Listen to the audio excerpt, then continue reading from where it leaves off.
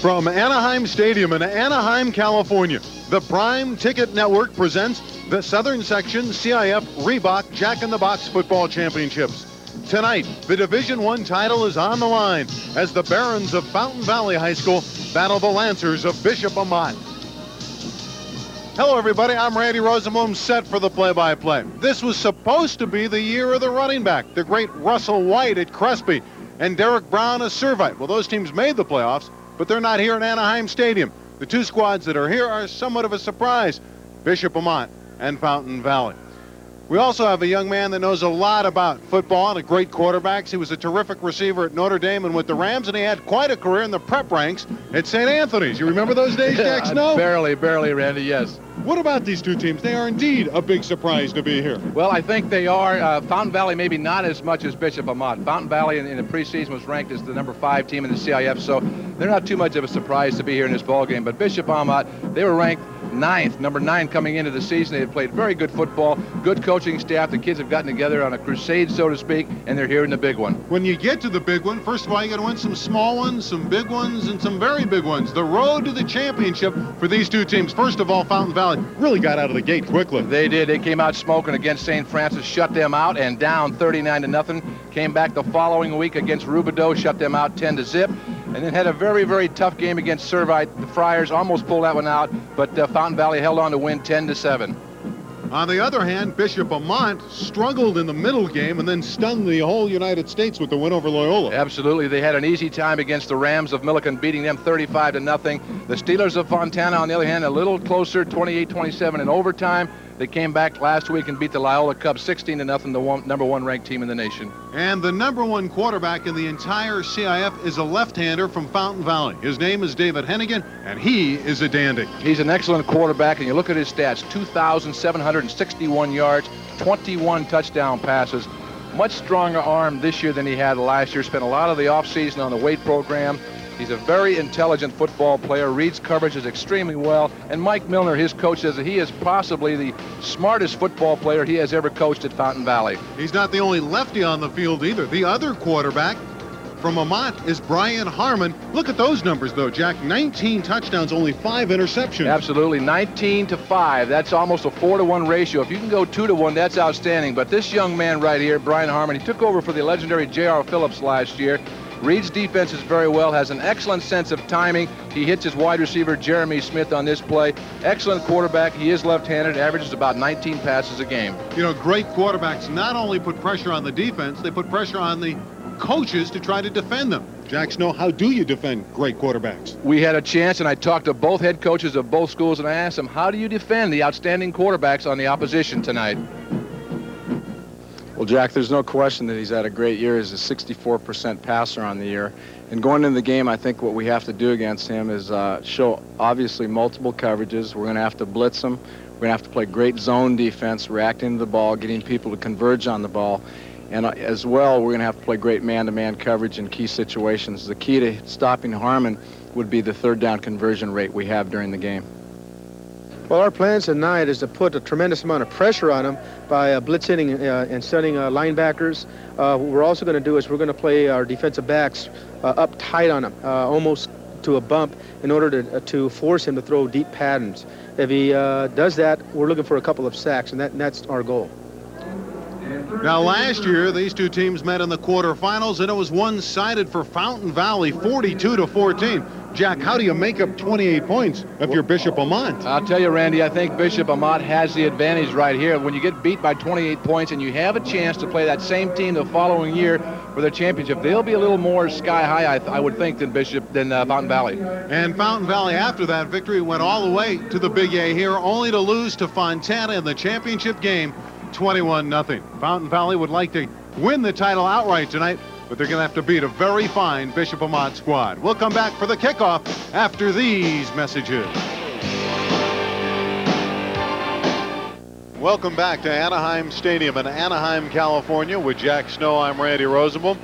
Moments before this championship game, a lot of excitement here tonight. The Division I title is on the line for Fountain Valley and Bishop Amat. Of course, last year Fontana was the title winner. But earlier today, a pep rally at Fountain Valley High School, 2,800 students, most of them in the gym. Yeah, and I'll tell you what, these guys come out from around the corner, and they are pumped now. The whole school's behind them, the community's behind them, and they're coming out in front of their peers, and they're ready to roll. And you look at Bishop Amat, they're coming out from La Puente, California. They look a little more subdued than did Fountain Valley as you take a look at these guys coming out. Almost, Randy, like they're on a mission, but the school gets behind them and a lot of noise, and there's no question the community's there, and it should be a great evening of football. And what a lot of fun for those students really getting into it. We had a celebrity, too, who got into it, who tossed the ceremonial coin. There she is, Janet Evans, 3 swimming gold medals at the 1988 Olympics. She, of course, from Southern California, El Dorado High School in Placencia. So we're ready to go now. These two teams are not unusual customers in this championship game. They've been here before. Fountain Valley 1-2. Last appeared last year, losing to Fontana 21-0.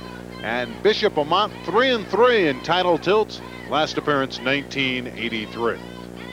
Fountain Valley has something to prove, especially after last year losing so bad to Fontana. So I'm sure that they want to wrap this one up. Their 4th appearance this year, so they're ready to roll. Who was it their quarterback David Hennigan said when he went off the field he could hardly bear to look at the scoreboard? He was so disheartened with the outcome. Well, they gave it a good shot last year, Randy, but Fontana was just so strong. There's Amat's placement specialist, Eric White. He was a real catalyst a week ago in the 16-0 shutout of Loyola. He kicked 3 field goals. He has a good leg. He does, excellent leg, and they may need him tonight to get into that medium range distance for the blue team down there, the outstanding Bishop Amat Lancers, and they may need his leg a lot this evening. Both these teams come in with 11-2 records. And they have a common opponent stat that we might see before this game is over. They played 5 teams that have worked out to be common opponents. And basically the outcomes are the same. Long Beach Poly is the one team that gave trouble to both these squads. Yeah, they are earlier in the season. And early in the season with these two teams, they both have great coaching staffs. You try to develop things, and you want to win naturally. But the idea is to work on a few things. You get a shot at Mike Miller out there on the sideline, 73, 44-1, 11th year at Fountain Valley, an outstanding young coach. On the other side of the field for Bishop Amat, Mark Paredes, 33-4, 3rd year at Bishop Amat, has an outstanding record, 33 wins and 4 losses in 3 years. Excellent football coach, 2 excellent football coaches. There's Eric White, just about ready to advance on the football. Rick Mock is back deep, along with Jeff Higbee. It's taken at the 5-yard line. And Higbee brings it out near the 25-yard line. A 21-yard return by Jeff Higbee. We'll look at the quarterback, David Hennigan. The best stats in the entire CIF. 21 touchdown aerials, the most in the CIF. 2,761 yards. He's the co-captain of this football team. And tonight marks his 38th consecutive start. Twin receivers to the left side. Remember, he carved up this Bishop Amat team last year, 42-14. On the ground to begin the game. Kendrick Poe is going to get hit for a loss. Wade Kennedy, the captain of the defense, number 39, the linebacker, came shooting through. It's Poe who carried the ball with Delgado, Cook, a brilliant wide receiver with Weaver, and an experienced tight end in Sassenberg. Offensive line is a good one. Glenn Christie is drawing the raves of the major colleges. Garvish is a big fellow as well.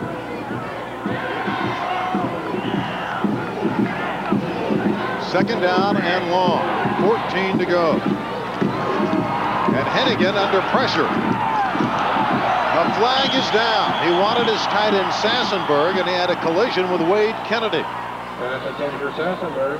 Penalty flag on the play. Defensive pass interference. Start blocking, you score. 15. So after defensing Hennigan well, the infraction on the linebacker will give this Fountain Valley team a first down. First down. Well, obviously, that gets Fountain Valley out of a hole. It picks up a first down for him. Automatic first down, brings the ball out to the 36, so it's going to keep, otherwise, a drive going that maybe didn't look too well for Fountain Valley early. And that's one thing, Randy, both teams have got to avoid is penalties tonight, because penalties can kill you, especially in a championship game. I've been impressed early, just on the first 2 downs, Jack, how quickly Amat's getting into the backfield and pressuring the quarterback Hennigan. Amat, very quick team, and not real large in different spots, but very, very quick. From the eye, it's Weaver in motion, number 16. Poe has running room to the 40-yard line, perhaps to the 41. He has quick feet. Ran into number 43 there on the defensive side. Avalos. There's Betts, Vasquez, and Melanson. Melanson the best of the 3. Ramos, Wade, Kennedy, who's been impressive. Solonic and Savola. Sullivan, Cannon, Moyatului, and Avalos.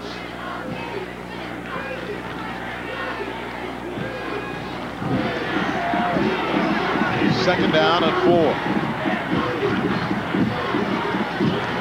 Hennigan, and it's batted down. Keith Melanson, the right defensive tackle, number 77, very quick, the best defensive down lineman, really broke through in a hurry. Block will be coming from the top right-hand side of the screen, Hennigan dropping back left-handed, but you see that big hand of Keith Melanson. Now, he's not a very tall guy, only 6'1", 185-pounder, but he's playing a defensive end position, which is not a very big guy to be playing in that down lineman spot. And again, Hennigan had to unload quickly. Hennigan was 12 of 24 last week for 192 yards in the win over Servine. He's looking at third down and 4.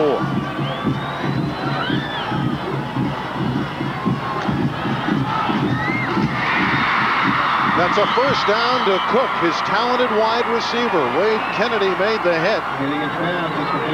But Mike Cook, his 59th reception of the year. Hennigan's going to go to Mike Cook, be to the bottom right of the screen, running a little square out route. And this is what Fountain Valley's going to try and do most of the evening. Try to run underneath routes, get them in front of the linebackers, hope their receivers can make the catches, and then pop the big one. Wade Kennedy coming in for the tackle. What an advantage to have a target that's 6 feet 5 inches tall like Cook. That do help, believe me. Out of the I formation. Rick Mock now the fullback, number 26, in front of Poe. Play action. Mock has a lot of room. 45. He's out of bounds at the 41-yard line. Rick Mock just came into the ball game. Solonic knocked him out of bounds. Randy, this looks a little bit slow in developing, but you're going to be able to see a good screen pass set up, a little inside fake to Kedrick Poe. Dumps it out inside to Rick Mock. Now he's off to the races. 34, Kurt Zalonik has a shot at him, but he does get some help at the end by, it looked like either Lauren Cannon or Paul Motiuli. A 10-yard gain, and it is a first down. Mock 11 receptions on the year.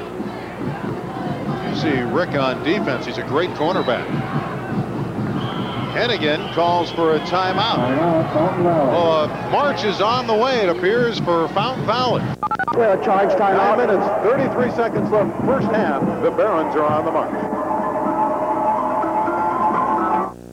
Ticket. First down from the 41-yard line of Bishop Amat. Fountain Valley's moving the football on their first possession of the game. Mock at the 40. He's to the 36-yard line. 5 more yards. Again, Wade Kennedy made the hit.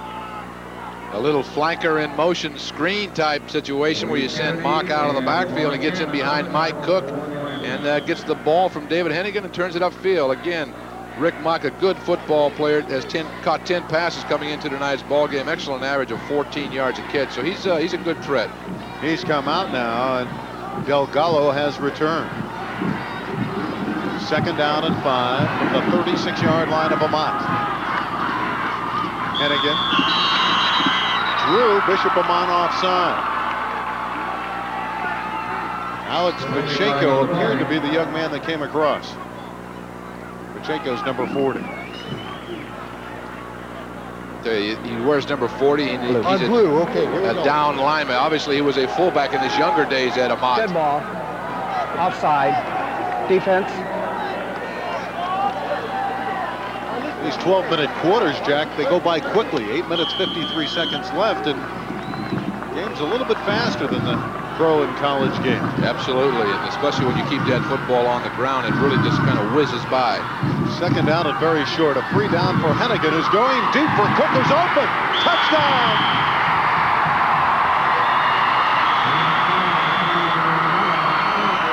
A 31-yard touchdown pass. David Hennigan to Mike Cook. Mike Cook comes off. It's on the right-hand side. He gets a little out move to the outside like a square out. You see 6, Lauren Cannon jump on him. By that time, he's beaten well. Lays the ball out nicely, does David Hennigan. Lets Mike Cook run underneath it. Scoops it in for his 9th touchdown reception of the year. There he is. Remember, 6 foot 5 inches tall. Showed good speed on that last play. It only took 3 minutes and 8 seconds for Cook and company to take it into the end zone. They cover 74 yards. Higbee to hold. And Derek Mahoney splits the uprights. 8 minutes, 47 seconds left in this first quarter, and Cook has a TD, and Fountain Valley's Barons lead early 7-0. A nice read by David Hennigan, and a nice lead pass on the part of Hennigan. Just lays it out there and allows Mike Cook on a little out and up route to run right underneath it. As you can see, he's got 3 or 4 steps on Lauren Cannon. No contest. Touchdown for the Barons of Fountain Valley. Off to a great start, 7-0 Fountain Valley. Well, the holidays are back, and so are the in-laws. Finger foods from Jack in the Box sure come in handy. I've sent them off shopping with taquitos, ice skating with egg rolls, to parties with shrimp and chicken strips. I've sent them everywhere with finger foods. The only problem is they keep coming back.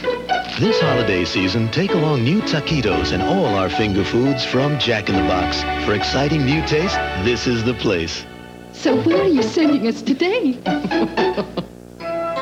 You can do better than that. You can do better than that. You can do better than that. You can do better than that. I'm just gonna tell him. You can do better than that. You can do better than that. When the time comes to trade in an old Toyota on a new one, people are amazed at their Toyota's resale value. I can't do better than that. My Toyota. I love it. Who could ask for anything more? It's 7-0 Fountain Valley on a 31-yard strike from a well-renowned athlete, David Hennigan, the quarterback, to his splendid wide receiver, Mike Cook. Mahoney kicking off, and we'll see Bishop Amat's first offensive attack. A fine return of 25 yards.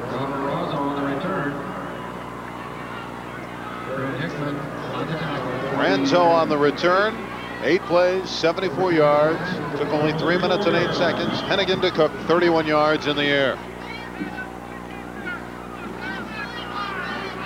So we'll look at Brian Harmon for the first time tonight. Smith in motion. Quick hop pass to the near side. For short yardage. Well defensed as Smith made the catch by this Fountain Valley team. They got over there quickly. Yeah, they do. They have good team speed, do the Barons of Fountain Valley. But again, Amat, what they're going to try and do is get that ball into the hands of the receivers well and do it quickly. As you look at Brian Harmon, almost 65% completion rate, over 2,100 yards. Again, going back, look at that. TDs, 19 interceptions, only 5. Almost 4-1 to the good for Brian Harmon, and he wins. He's a winner. And he would like to get the big W tonight in the championship. Another pass over the middle and a crushing hit by Higbee. Oh, what a pop by Jeff Higbee. Higbee timed it just perfectly and came in and lowered the boom on the receiver. I'll tell you, it's amazing that that guy can get up and walk back to the huddle, and he's hurt. A little bit late here in the release of the football by Brian Harmon. Now watch the shot that, bam, he comes in there and really nails Pat Sullivan. No question of it. And Sullivan is down his left shoulder. He's hurting, or his right shoulder. He's coming off the field. He should be okay later on. They'll take a look at it and check him out. He's a very expensive commodity. He's also the punter. He does a lot of things. They could ill afford to lose Sullivan. It's 3rd and 9. This one is caught. The reliable Jeremy Smith And he has a first down, the junior. His 68th catch of the year is good for 11 yards. We talked a little bit in the pregame about Brian Harmon. As you look at the backs and receivers for Bishop Amat: Rogers, Razzo Smith, Pat Sullivan, and Jason Green, 88, the big tight end. Offensive line, some good ones too. Joe Patterson, Valencia, Canshola, Rodriguez, and Jamora.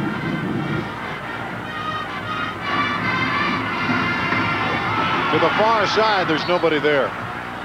Not a good throw there. The timing was off between the quarterback and number 7, Tim Aguayo had come in. Good defensive coverage there, too, from number 26, Rick Mock.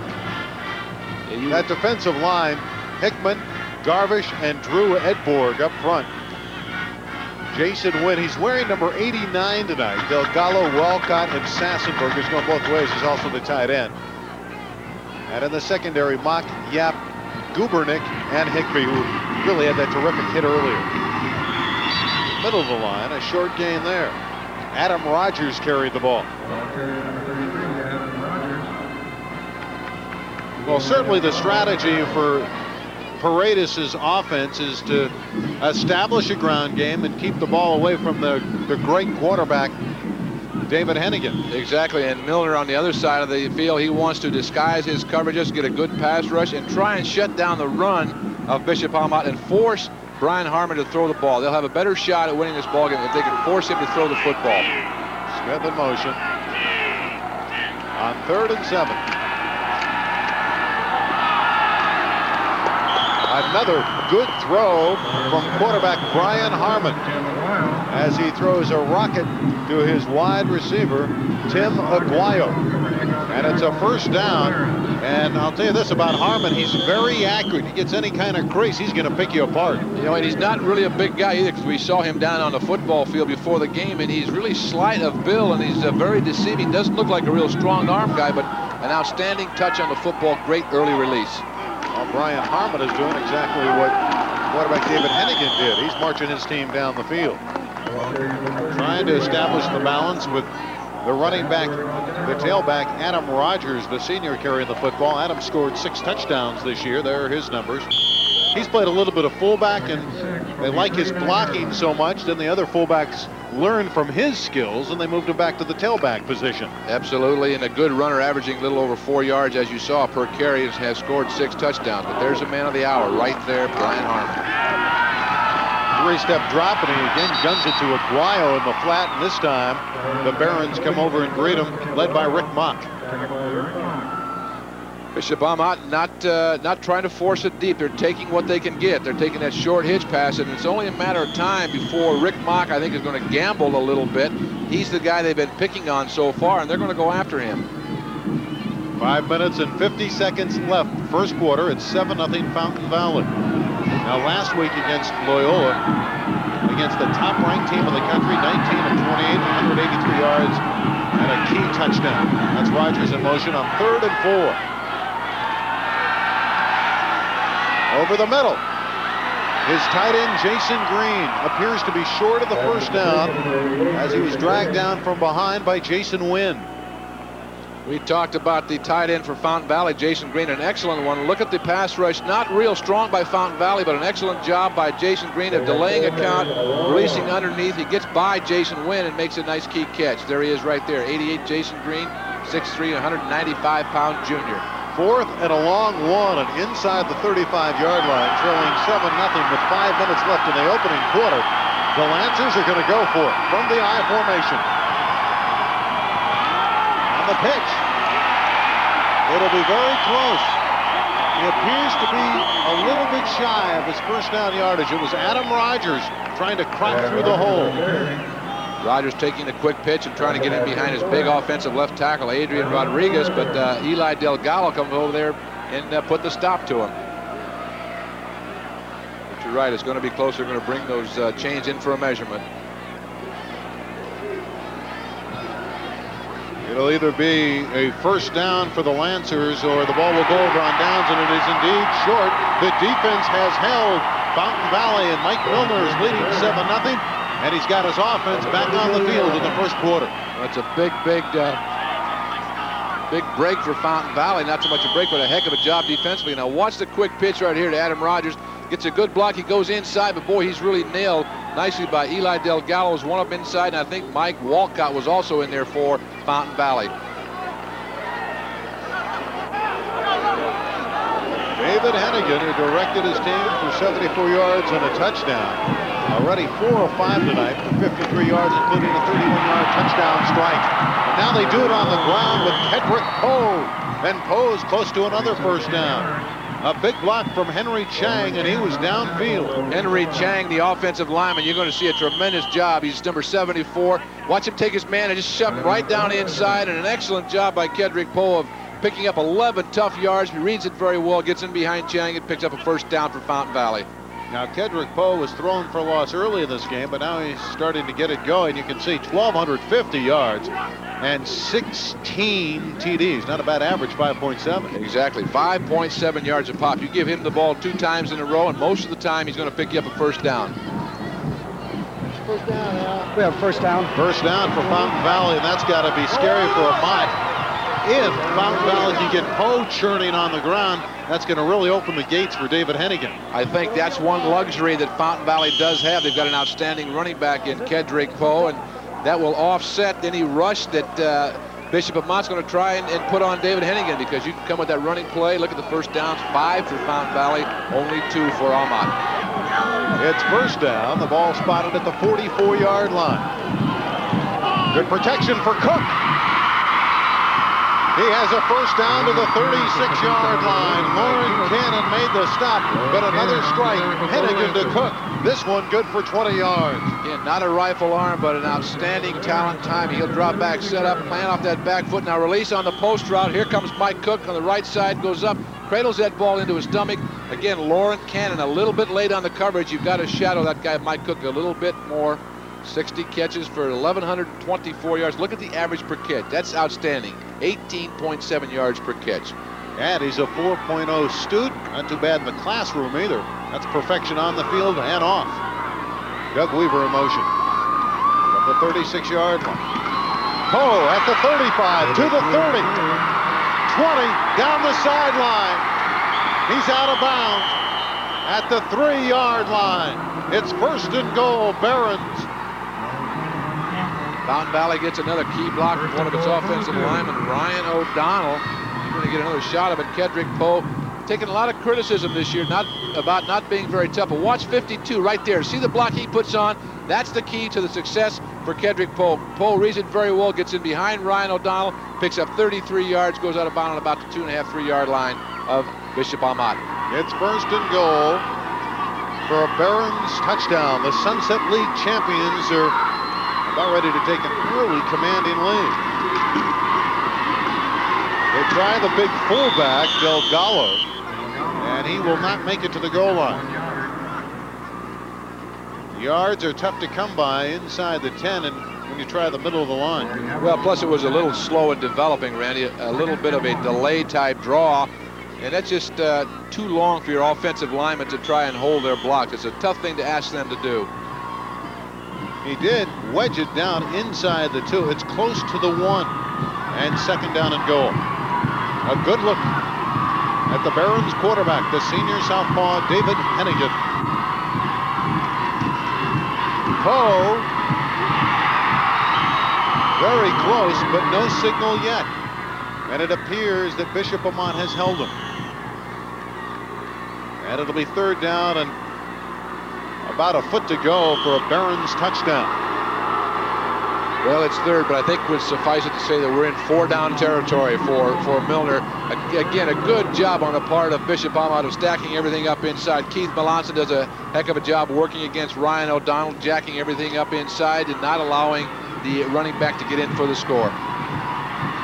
3rd and inches now. Poe is the only running back behind quarterback David Hennigan. And it is Poe. And I don't know that he got there. He was tripped up quickly. And it'll be 4th down. Wade Kennedy is the type of guy who comes in and feels very nice. There's Hennigan. He's going to take the snap. It's a receiver in motion trap, but I'll tell you what, Amat does a super job of coming across the line of scrimmage, and they beat Fountain Valley's offensive linemen. Do not allow them to come out and get good contact, and that's why it's going to be 4th and 1. 63, Art Vasquez really busted through and disrupted the play, and the Barons now use a timeout. Of course, their semifinal victory was 10-7 over Servite. They are the Sunset League champions.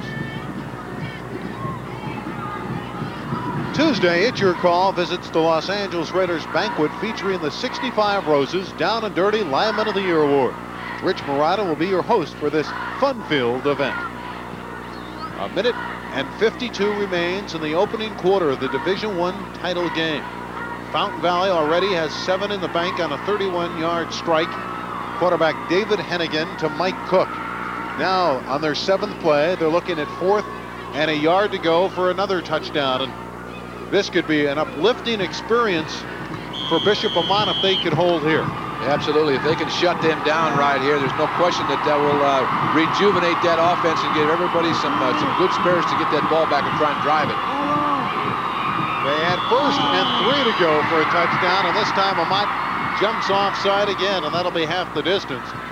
Keith Melanson, number 77, was the man that came across. You tell your defensive lineman. Dead ball.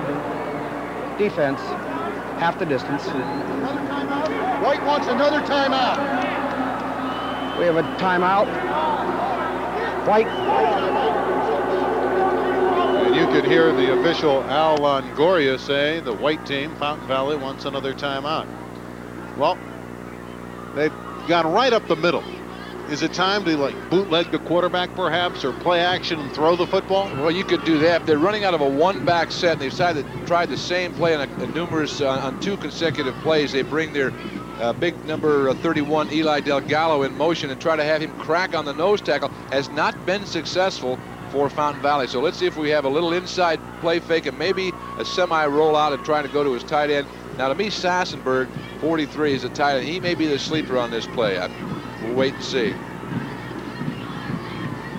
And you got the other guy over there, Mark Paredes, and he's saying we just got to jam everything up inside. Let's not let them get outside. If they're going to try to roll outside, we need some outside containment from our linebackers. Our defensive backs have got to come up and fill in a hurry. A little bit of a chess game going on right now between both coaches. 4th and goal from the 1, from the I formation. Everybody in tight. Quarterback keeper for Hennigan.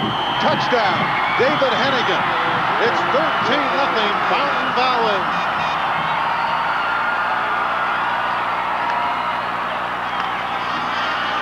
And the Baron fans celebrate. So Hennigan is thrown for 1 and now rushed for 1.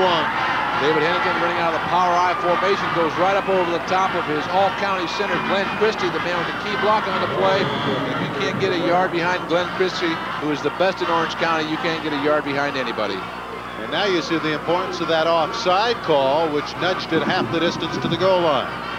Higbee to hold, and Derek Mahoney trying to make it 14-0. Good job by Higbee to place it down on the tee, and the kick is very accurate again.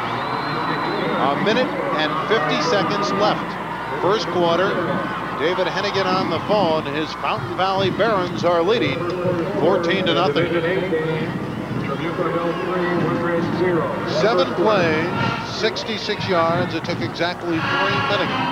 And Hennigan from 1 yard got in. And a commanding advantage, 14-0 for the Fountain Valley Barons. Trying to win their 12th of the year, and for Mike Milner, get a championship.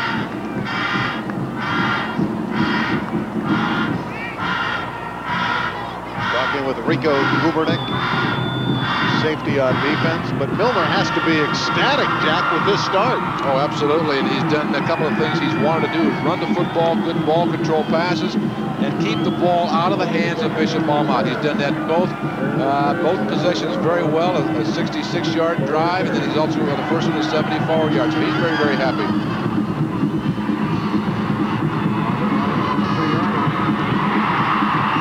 To the 21-yard line, that's all on the return. It's a return of 19 yards. Again, Razzo on the return, number 46. That's Robert Razzo, the starting fullback. 30-0 in the regular season, but the playoff picture has not been as bright. And you know that Coach Paredes has to be pleased with the way his team has performed in the playoffs this year, but Not a very good start in this championship game. First quarter, his team's down 14-0. And they try the up back. And Razzo carried for short yardage. Well, one of the problems here, you're down 14-0. You wanted to establish the running game if you're Bishop Amat. Can you stay on the ground down by 14? Well, you can, because it's still early in the ball game. We're not quite through the first quarter yet, but you don't want to let it get out of hand, though, Randy. You've got to put some points on the board. You can't keep turning it over and coming up with nothing. Harmon throw it, and he's looking for the big one to the near sideline. That's defensed well. It was intended for Aguayo. Abram Yap with very good secondary coverage. He's a returning starter and an all-Sunset League performer is Yap.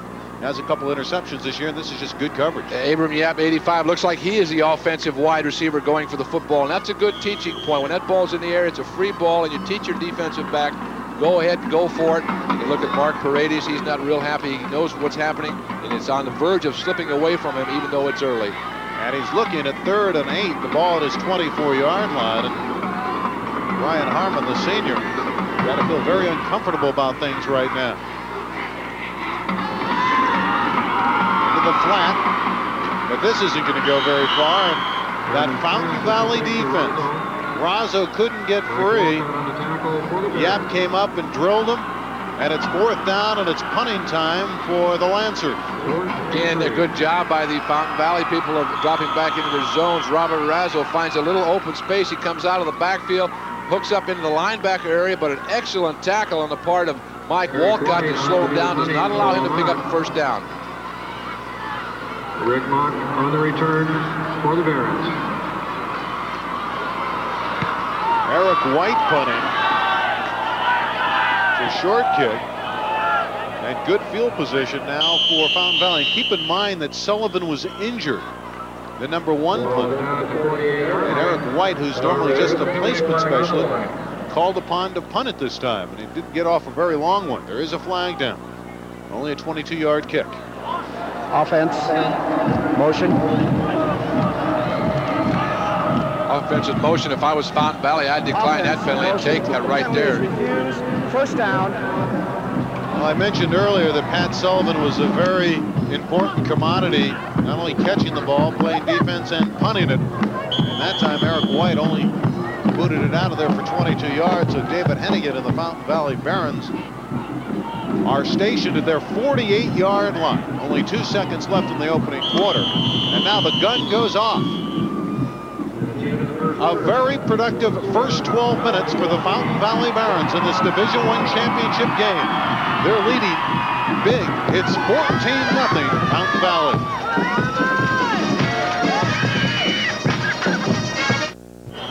Fountain Valley has 14 points on the board through the first quarter. David Hennigan, a 31-yard touchdown to Mike Cook, his splendid wide receiver. Then Hennigan took it in from the 1-yard line. Both times Derek Mahoney added the extra point. Good look at Al Longoria. I think that's a pizza delivery caller sign. There's a guy Yeah, holding sure the box up seems there. like it. I'm not sure what that was. You're just thinking about food already. Absolutely. Hennigan, wide open is Weaver. On that crossing pattern to the near sideline, 18 more yards. This time, Doug Weaver, the recipient. The stats, 7 first downs to 2. The Barons had all the best of it. Total yards, and when you have the rushing game going, it opens up the passing as well. Hennigan is carving up this Bishop Amat football team. He's 6 of 7. Honing in on nearly 100 yards in the air and has a touchdown to Cook. First down at the 32-yard line. Delgado, the bruising fullback, takes it down to the 26-yard line. Well, they're on all cylinders right now, Jack Snow. Yeah, they are, and they're just powering it straight ahead and getting some good blocks in behind Glenn Christie, the center, Jim Garbage, the right guard, Henry Chang, the left guard, and that big guy right there, Eli Delgado, 6 foot, 210-pound senior. Excellent job. Mark Paredes knows he lost to this team last year, 42-14, and similar beginning to this game. Second down and 4. Far sideline. Weaver. First down and goal at the 2-yard line. Doug Weaver, a nice catch. A breakdown in communication in the Bishop Amat secondary between the cornerback Lauren Cannon and the inside safety Marty Avalos. But a heck of a job by Weaver of reading the defense, gets in there. Now watch the throw by Hennigan. He reads it too. See, there's nobody coming over there deep. And what happens is 43 has got to have some help over there. Marty Avalos, he does not do. Consequently, 25-yard completion to Doug Weaver. First and goal from the 2-yard line. Last time, Bishop Amat played well defensively, and it took 4 cracks finally to get in. But not this time. It's a touchdown to Poe, and they blow it open on the left side. A huge hole, and it's 20-0 Fountain Valley.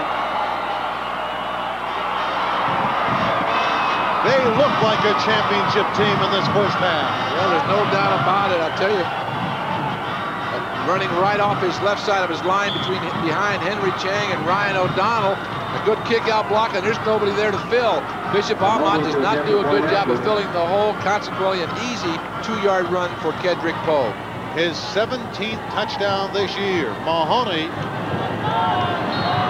makes it 21-0. Well, they're making it look easy right now. 52 yards. It took less than a minute. It's 21-0 Barron. 5 plays, 52 yards, but 57 seconds. Poe powers it in from the 2, and it's 21-0 Fountain Valley. Still with 11 minutes and 7 seconds left in the second quarter. Have the Barons been impressive or what? They've been consistent. They've gotten a good job from that offensive line in both the running and pass protecting for their quarterback, Hennigan. And Mahoney shows us the kind of leg that he has, drilling it through the end zone. Talk about being pumped up. I think so. And I had made mention of the fact in the pregame that with the defeat last year that Fountain Valley put on Bishop Amat, maybe Amat would come in a little pumped. But I'll tell you what, they don't look like a well-organized team right now, Randy. They're having a lot of trouble getting that offense going. And defensively, they can't really stop the offense of Fountain Valley. Well, 6 of 9 looks good, but 31 yards won't get the job done. He is, by the way, the co-MVP of the Angeles League with Servite's Derek Brown. It'll be a long uphill struggle, but it's not impossible. But so far, the defense of Fountain Valley has been just too tough. This time, number 89, that's Jason Wynn, able to stick his nose in there and stop the ball carrier. Well, Wynn's such a big guy, 230 pounders, 6 foot 4 inches tall. You look at Fountain Valley, 7 points in 3 playoff games. That's outstanding. So far, Bishop Amat only has accumulated 38 yards offensively, and Mark Paredes is looking for answers. If you're wondering about Fountain Valley offensively, 170 yards so far. Second down and 10 with Smith in motion. And Harmon's going to go airborne. Smith short of the first down by about 3 yards with a flag down. We may have a personal foul on that last play. Let's wait and see. On a late hit, I think, after he made the catch and was tackled. Face mask. Defense. Right now, if you're the Bishop Amat Lancers, you're looking for anything you can get. Well, you hope you get a big play. You want to hit a little short pass, and then hopefully one of your receivers can turn it into a big play or bust one of your backs outside and let him gain some yardage. But Jeremy Smith, who made the catch on the last play, and we'll get a shot at him, number 9 coming underneath. He allows all the coverages to go deep. Now sneaks up underneath. Then there's a contact made by the Barons, and there's a face mask penalty right there. Not intentional, but it was done. So obvious penalty. Intercepted. Rick Mock on the return to the 40. Rick Mock with a big interception, and it's going the Barons' way both offensively and defensively. Not a good chance, or not a good shot by Brian Harmon. He's got to lay that ball up higher, let that receiver run under it. Rick Mock's doing a good job right where he belongs on the hip of the receiver. Gets that ball and turns it back, runs it back upfield for a 26-yard return. Excellent job by Rick Mock, who made a key interception last week to preserve the win for Fountain Valley. And it's fitting that number 26 would return his 4th interception of the year, 26 yards. And Fountain Valley. Looks like they're ready to take on the Rams here at Anaheim Stadium. Not Bishop Amat. They've been awesome so far. And Kedrick Pose to the 29-yard line. You can't say enough about how good Fountain Valley has looked. Well, they're a good, smooth machine. Doug Ramos had the opportunity to bring Kedrick Poe down on that last play. He just couldn't do it. As you look at 20 go back to the huddle, there he is, Kedrick Poe. We talked earlier about him taking some raps. People said he wasn't a very tough type runner, but I'll tell you what, he got knocked out in a game earlier this season, came back in and had an outstanding night. A very, very tough, hard-nosed football player. Remember, he was hit for a loss. His first try was already carried it 8 times. Now he's to the positive side with 48 yards. 2nd and 7. That's Weaver zigzagging in motion. Kedrick Poe to the outside. To the 23-yard line. Pacheco on the tackle again for the Lancers. Plays good for 5 yards. Another 5-yard pickup for Kedrick Poe. Not an exceptionally fast guy, but very quick. He has a couple of good, his first 2 steps are very quick, Randy. In a straight point A to point B, he may not be one of the fastest guys around, but when he gets both those feet moving, he reads his blockers very well and jumps inside and outside extremely well. 9 for 53, and he has a 2-yard score. 8.5 minutes left first half. 21-0 Fountain Valley, and they're looking for more. On 3rd and short. Kedrick Poe on the carry. Poe on the dive, and we'll have to wait for the spot. He appears to be short.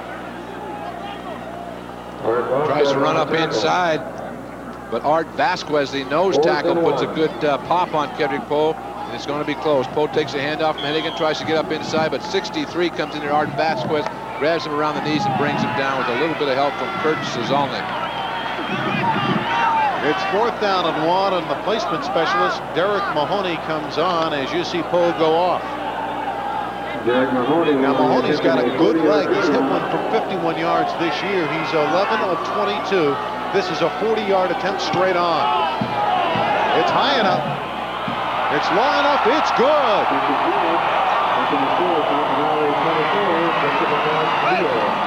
With 7 minutes and 44 seconds left in this first half, a 40-yard field goal from Derek Mahoney. And now it's 24-0 for Fountain Valley. The Barons leading in impressive style. Monday, Prime Ticket delivers the CIF Reebok Jack in the Box Southern Section Division 4 championships featuring Los Altos and El Rancho. It's high school football on Prime Ticket beginning at 9 o'clock.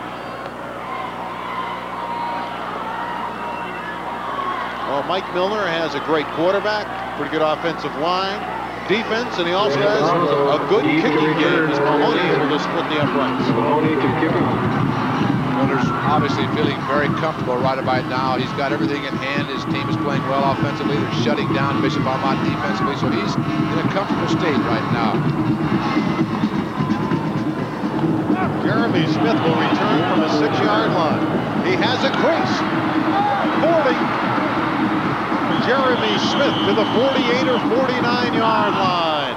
And the Bishop Amat fans finally have something to celebrate on a 43-yard return by Jeremy Smith. Jeremy Smith, you're going to watch him. The key to this now is get into the wedge and utilize your blocking. And once he breaks through the wedge, the key is a move he puts on Eric Sassenberg. Now you'll watch 43 come into your picture right there. Now look at the move. See Sassenberg, he starts to his left. Now he's dead, and that allows Jeremy Smith to pick up about 14 additional yards. Great move by Smith. Harmon throwing on 1st down. Razzo knocked off his pins by Jason Wynn near 1st down yardage again. Good throw, though, by the quarterback, Brian Harmon. Good throw. And I just want to say, release it quicker because you can see the play developing from up here. And you want to say, dump it real quick now, Brian. Get that ball to your receivers as quick as you can and let them run. But a nice job by Harmon on that last play, finding Razzo. Mark Paredes looking for some kind of momentum to build on. They try the middle of the line with a hard charging running back Robert Razzo carrying the football. Timeout for a measurement. It's timeout for a measurement.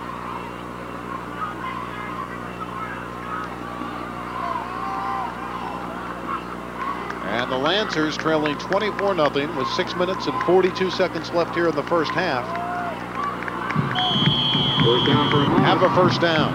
A much needed first down. Absolutely. A nice return, a nice run back by Jeremy Smith. You don't want to waste that.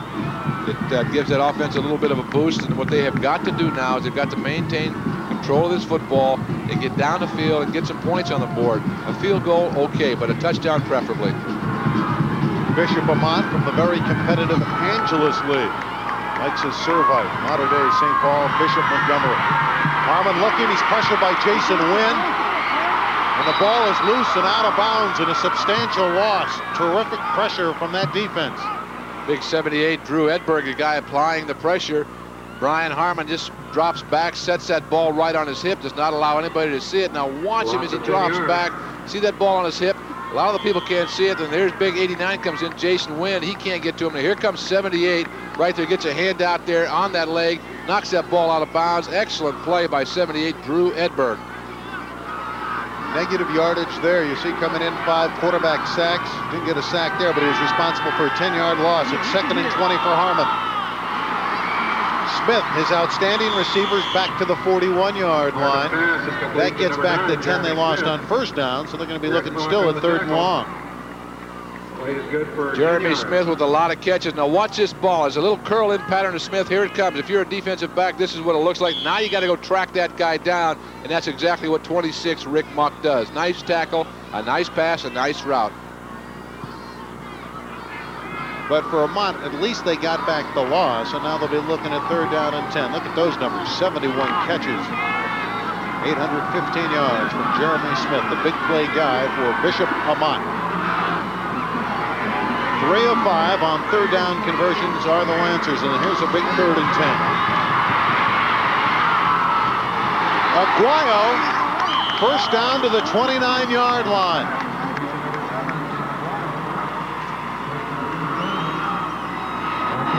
Tell you what, Brian Harmon really gets good pass protection on that last play. Tim Aguayo, as you look at him, runs a deep square in. Good concentration on the football before finally being brought down by Mike Cook, but a nice job between quarterback Brian Harmon and his receiver Tim Aguayo. And that Brian Harmon, Jack, really has a catchable ball, a soft throw, doesn't he? He has a soft throw, not a real strong arm, but a nice quick release. The pitch back to Adam Rogers. And he's near the 26-yard line. And he's dropped by the inside linebacker Del Gallo. I'll tell you what, Adam Rogers, as you look at him, you'll get a shot of his back. Now, look at that jersey, the way it's knotted up behind right there. See those 2 little knobs coming down? He's got those tied up as tight as he can get so that the defensive man can't bring him down by just extending a hand, grabbing hold of his jersey, and pulling him a job. See that's tape around there. He's got that as tight as he can. And these kids get that idea from the National Football League players. Might take them a week and a half to get undressed at the end of the night. Exactly. 2nd down and 7.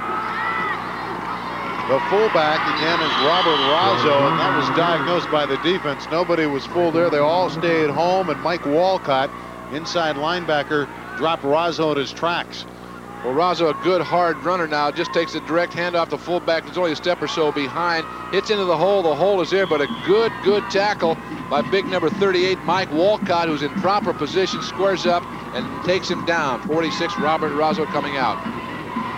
3 minutes and 45 seconds left first half. 24-0 Fountain Valley. Bishop Amat, after a 43-yard return of the kickoff by Jeremy Smith, is driving, but they're looking at 3rd down and 4. Pressure. Down he goes. The pocket collapsed. And Brian Harmon was forced to eat the football. Tell you what, he has got his tight end Jason Green wide open, but he just doesn't have time to get the ball to him.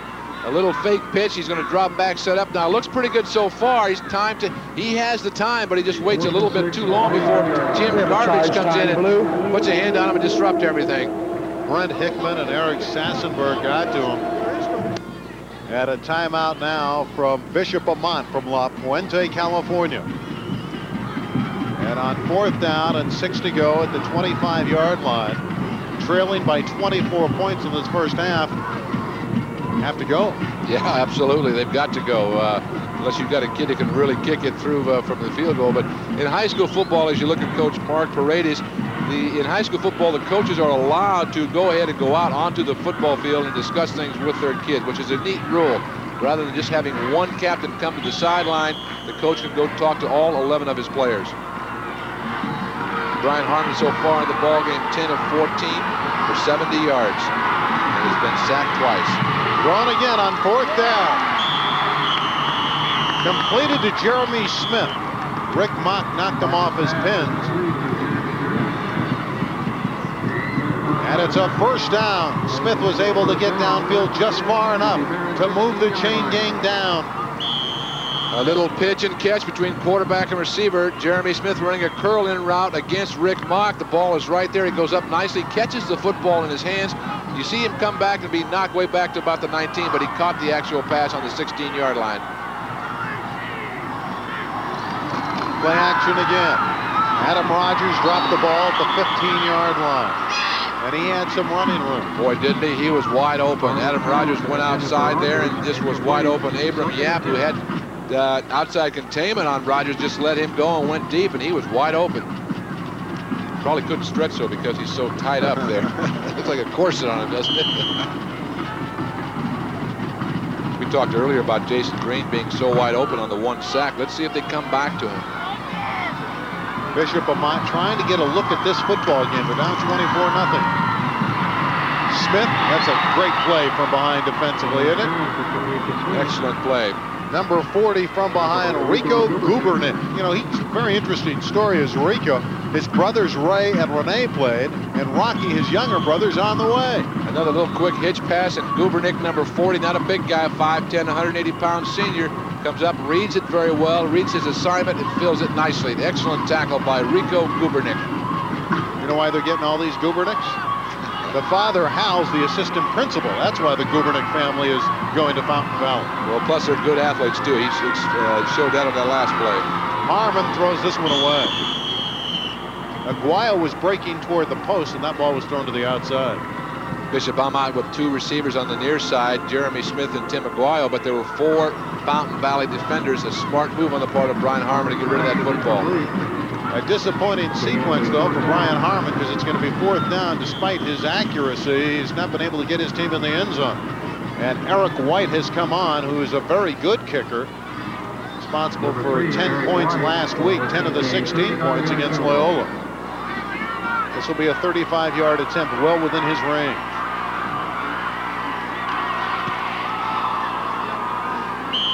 It's good. So the Lancers of Bishop Amat get on the board with 2 minutes and 6 seconds left in the half. The Barons, though, clinging to a 21-point lead, 24-3. Leading 24-3, and Bishop Amat has finally gotten on the board by way of the field goal from Eric White, a 35-yarder. 12 plays. They had to earn their stripes, going only 34 yards. Really, the key play was the kickoff return by Jeremy Smith of 43 yards. And now Eric White is set to kick off. The good news is they made the 3 points. The bad news is still 2 minutes and 2 seconds for David Hennigan to try to move the Barons downfield again. Dubar to the 25-yard line, and he can't turn the corner as Razzo knocked him down after a 22-yard return. First and 10 for the Barons at their own 25-yard line. Not bad numbers. Hennigan 7 of 8, only 7 completions, but for 116 yards and a touchdown. That's the key. Look at, he's gotten total mileage out of his completions, almost 20 yards per reception. The MVP of the Sunset League the last 2 years. You know, he was the ball boy for the Barons for a long time. His dad's been involved with the football program. In fact, he was the ball boy back in 1977. He loves this Barons football team. Kendrick Poe for a short game. Wade Kennedy, number 39, made the hit. Also help from Pacheco. But I think now Fountain Valley very content with 1:25 left to run the clock down. Those are good numbers for Wade Kennedy. Look at that stat, 136 tackles. That's unbelievable. That guy has been in on so many tackles or has made the lead tackle so many times. Right from the outset, he was making the first 2 stops for Bishop Amat. You see the clock winding down here at Anaheim Stadium in the first half, and the Barons of Fountain Valley leading 24-3. It's Poe again, running off tackle, and he's to the 35-yard line. That's his 12th carry of the game already, so Kendrick Poe has been a workhorse. Yeah, he has, in a little misdirection play. 12 carries for 63 yards, an excellent outing so far. Remember, the first half's not even done yet. Very quiet guy, and you can't really get a reading on Poe if he's happy, if he's upset, or what's going on.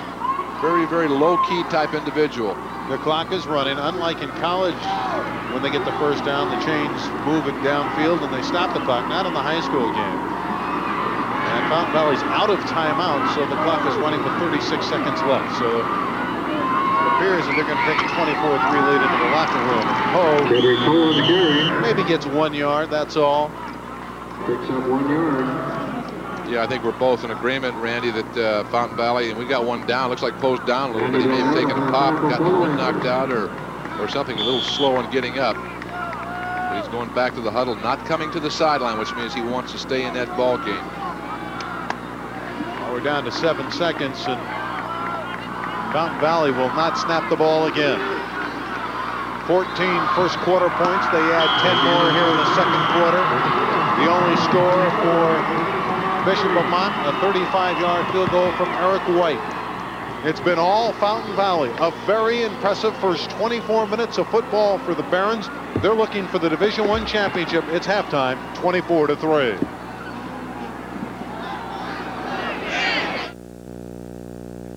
And with the Fountain Valley Barons in total control, leading the Bishop Amat Lancers in this championship Division I game, 24-3.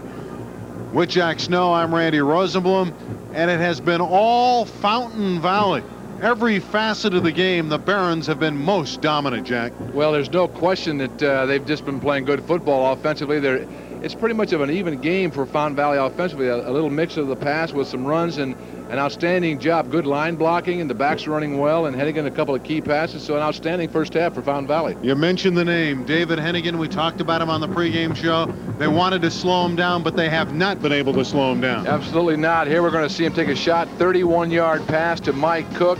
He beats Cannon on the play on a little out and up pattern. Excellent job by Hennigan of laying the ball out there and Cook running right underneath it. Yeah, and Hennigan also showed us he can score on the ground. This is a big play in 4th down and 1 from the goal line. A key block by his center, Glenn Christie, allows David Hennigan to go 1 yard up over the top. 66-yard drive. Excellent job by the Fountain Valley offensive line. And they have an excellent running back in Kendrick Poe, so they have balance in the air and on the ground. Kendrick Poe, a 2-yard run, bounces to the outside. A couple of key blocks from O'Donnell and Ryan of Fountain Valley, and they take that 21-0 lead there.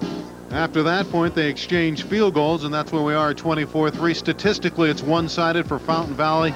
Big numbers. 189 yards, total yards for Fountain Valley, only 81 for Bishop Amat. 116 yards on the ground to 78. And it's really no big surprise. Turnover, the one return of an interception by Mock. But total plays, Bishop Amat has the edge there by 5, but they haven't been that productive. Now the Lancers, their only productivity in that first 24-minute session was a 35-yard field goal from Eric White. They're going to have to get a lot more than that. I think they have to get on the board quickly in this third quarter. Oh, absolutely. They will take the second half kickoff and try to move down the football field and get some points on the board.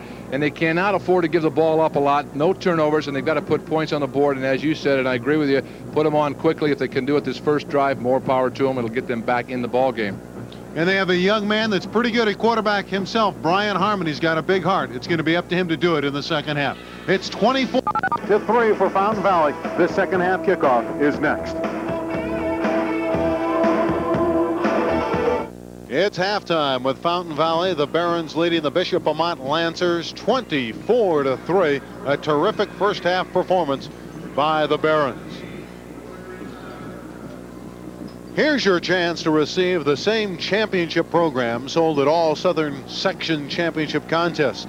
This 92-page, 4-color program contains a full page on each team, plus all time records, a preview of all the games, feature articles, and much more. You can order your copy by sending a check or money order made payable for $5 to CIF Southern Section Prime Ticket Program Order, P.O. Box 488, Cerritos, California, 90702. Your copy will be sent to you first class mail. Order yours today. Fountain Valley will be kicking off. It is crucial for this team from Bishop Amat to get on the board quickly, or at least first. I don't know how time consuming it could be, Jack, but it's imperative that they score first down by 3 touchdowns when you're talking about a shorter game, the high school game of 4 12-minute quarters opposed to 4 15-minute quarters. Yeah, absolutely. And so the opportunity is there for Amat to get the football coming out the start of the second half, get it down the field. Now they're going to need a good mix of run and pass. Excellent job has got to be done by Brian Harmon, their quarterback, Jeremy Smith, the outside receiver, Tim Aguayo, another outside receiver, and in particular the offensive line. They've got to give that guy some time to pass and open up some holes for the running backs. I think you really touched on a crucial point for Paredes' football team. Mark has to establish some kind of running game, though. They did not get that in the first half. Harmon was accurate, but without a running game, it all caved in when he tried to march him down the field. Couldn't get all those yards. You need to have that balance. I agree with you in part. I think it's a little late, though, to try and establish that running game. In order to get back in the game, they're going to have to put that ball in the air. And Paredes, I think he knows that. Mike Miller, on the other hand, the coach of Fountain Valley, he's going to try and shut that down and put a lot of pressure on that quarterback, Brian Harmon. We talked to Mark Paredes, as you look at his counterpart, Mike Milner, about the possibility of trick plays, and he said he hadn't used them all year, perhaps to shake this thing up. Do you go to a trick play or reverse? I wouldn't know. I wouldn't say you do it right now, because when you're down by 21 points, you know, the defense is going to be looking for some goofy stuff to happen up front, and if you go to that too soon, you want to get a little bit closer on it so where you draw everybody in, but they're going to be playing pretty soft in that secondary, and the defensive line, they're going to go on an all-out pass rush. Derek Mahoney kicked a field goal in that first half. He's been very impressive this year for the Barons, and he will be kicking it off to start this third quarter. Back deep, Robert Razzo, and he's joined by Jeremy Smith.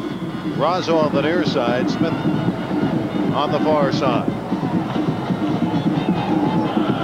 Bishop Amat receiving the ball. It's Smith, and that's in the end zone, and he will not return. High school game, if it's kicked into the end zone, you're not allowed to come out of there. I like that rule too. It's a precaution. Absolutely. Doesn't want it to get anybody hurt or injured. You look at Brian Harmon taking the field 13 of 18, which is good, but for only 78 yards. Got one interception by Mock, and that turned into a score later for Fountain Valley. And Harmon's going quickly to the air, to the near sideline for Smith on a deep pattern. And Smith's on his way. Jeremy Smith scores 80 yards.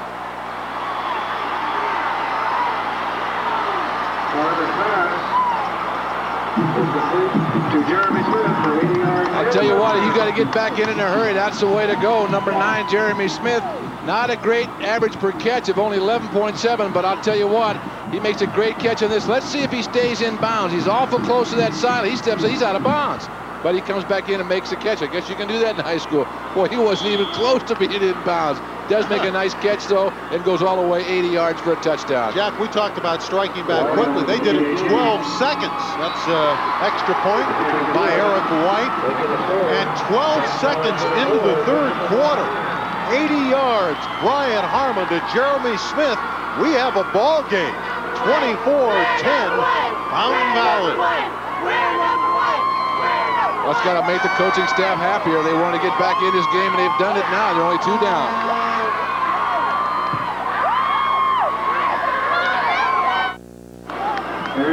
Seconds into the second half, Bishop Amat has 7 on the board, and they reduce the Barons' advantage to 14. And Mark Paredes thinking, well, maybe it will be our night. The big play. He didn't have to go to a trick play. He went to the home run and found it. Jeremy Smith, an 80-yard reception from quarterback Brian Harmon.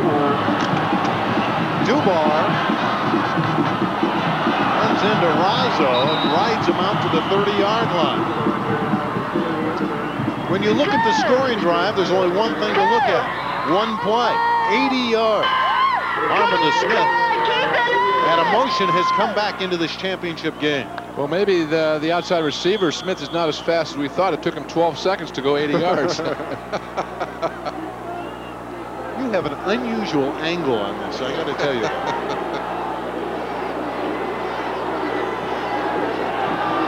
And again, a very impressive first half. Can't do it much better than that. Kedrick Poe. That's a fine run from Poe. On first down, you want to get good yardage, and Kedrick Poe did just that. Finally dropped by Solonic, the linebacker. There's that expressionless guy, Kedrick Poe, 14 carries for 73 yards and a touchdown. He's going to be a key in the second half for Fountain Valley. Maintain ball control and do it on the ground. 2nd and 3. Hennigan is throwing. That's a great catch by Mike Cook. That's a possession type of catch. Short gain, get the first down, and move the chains downfield. The Barons have a first down. Well, this is what happens when you're 6'5" tall. If he was 6'1", he may not have made this catch, but watch him lay out. Gets that ball in his hands, pulls it into his body, and then goes down before he's touched down by the defender. Excellent catch by Mike Cook. Cook's had a big game. Remember, he had that 31-yard touchdown earlier that started the onslaught in the first half. First down from the 43-yard line. Weaver goes to the ground and gets a short gain. Doug Weaver, very reliable. He had a big catch earlier in this game of 33 yards to set up a score. Weaver's a junior and has 5 touchdowns this year. And he'll be back next year, and that's got to make that man right there, Mike Milner, very, very happy. And a good ball control pass, hoping that Weaver can make the catch, stay on his feet, and turn it into a big game. But puts him in, what, 2nd down and about 7? Not much of a gain on that last play, only 3 yards. So on 3 plays, Hennigan has thrown it twice, but they've been safe routes. Kedrick Poe trying to get to the outside.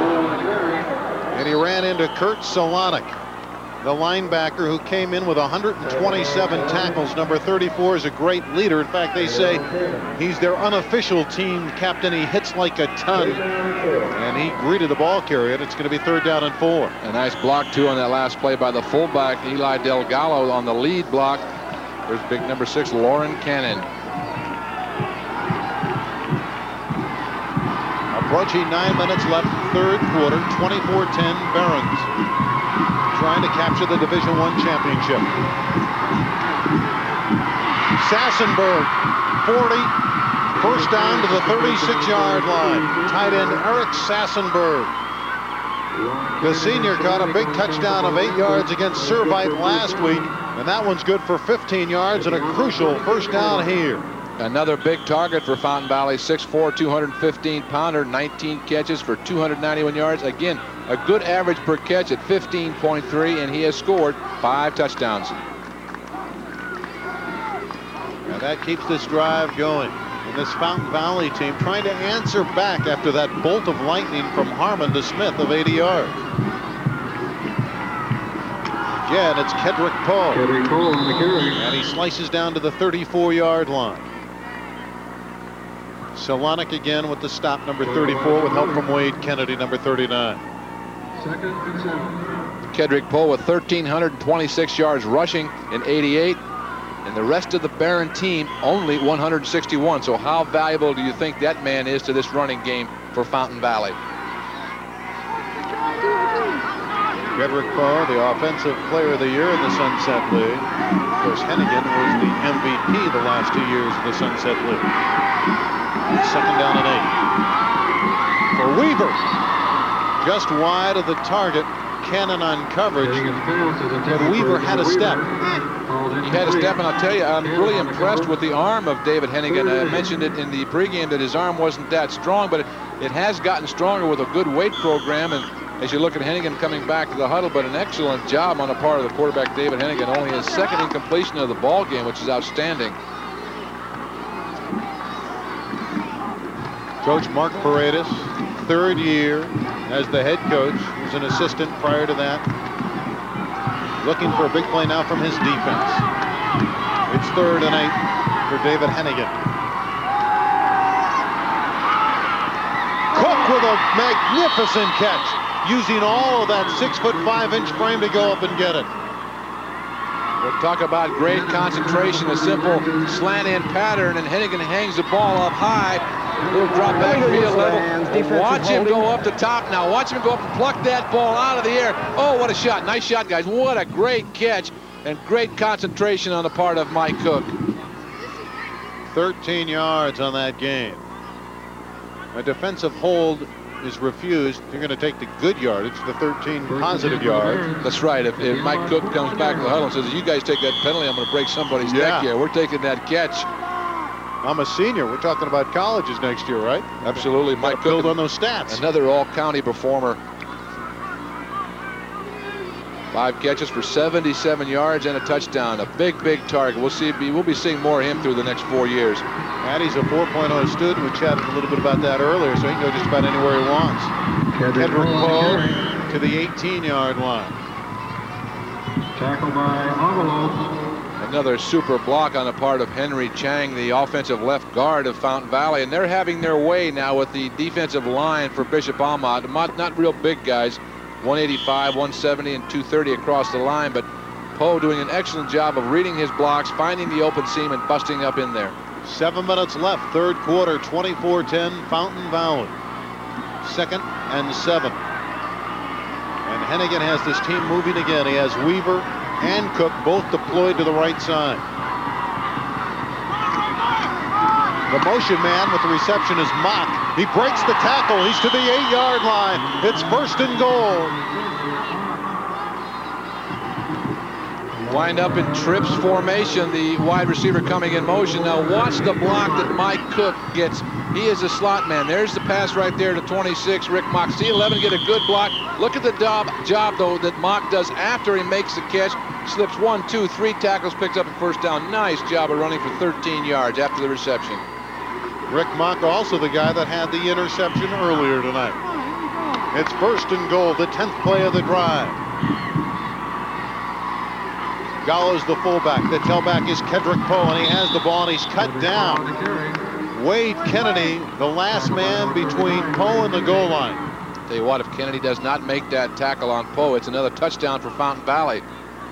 Fountain Valley being very successful with the misdirection play. By that, I mean Hennigan, the quarterback, opens up to his left, and he'll come back and hand off to his running back going to the right side. Excellent job, but a fine play by 39, Wade Kennedy, the captain, one of the captains for Bishop Amat. He has 4.640 speed as Wade Kennedy. He gets to the ball carrier in a hurry. 2nd and 7 for a Barron touchdown. Tip, incomplete. More pressure there exerted by the defense of Bishop Amat. And we have not seen much pressure since very early against David Hennigan.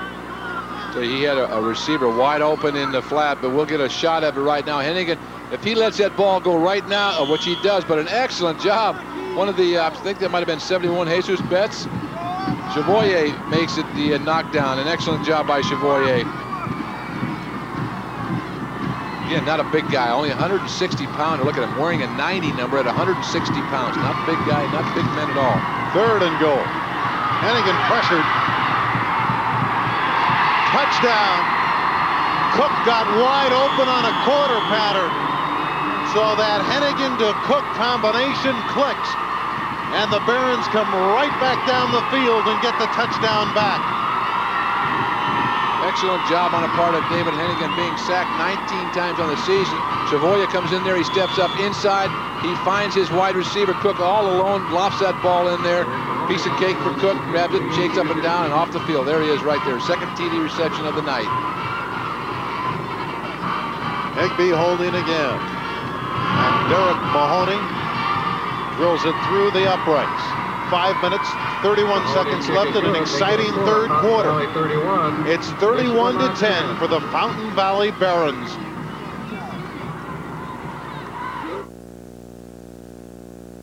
Great football teams respond, and after Bishop Amat got a quick 80-yard touchdown pass from Brian Harmon to Jeremy Smith, Fountain Valley responded with a long march of their own and a touchdown aerial. Hennigan to Cook.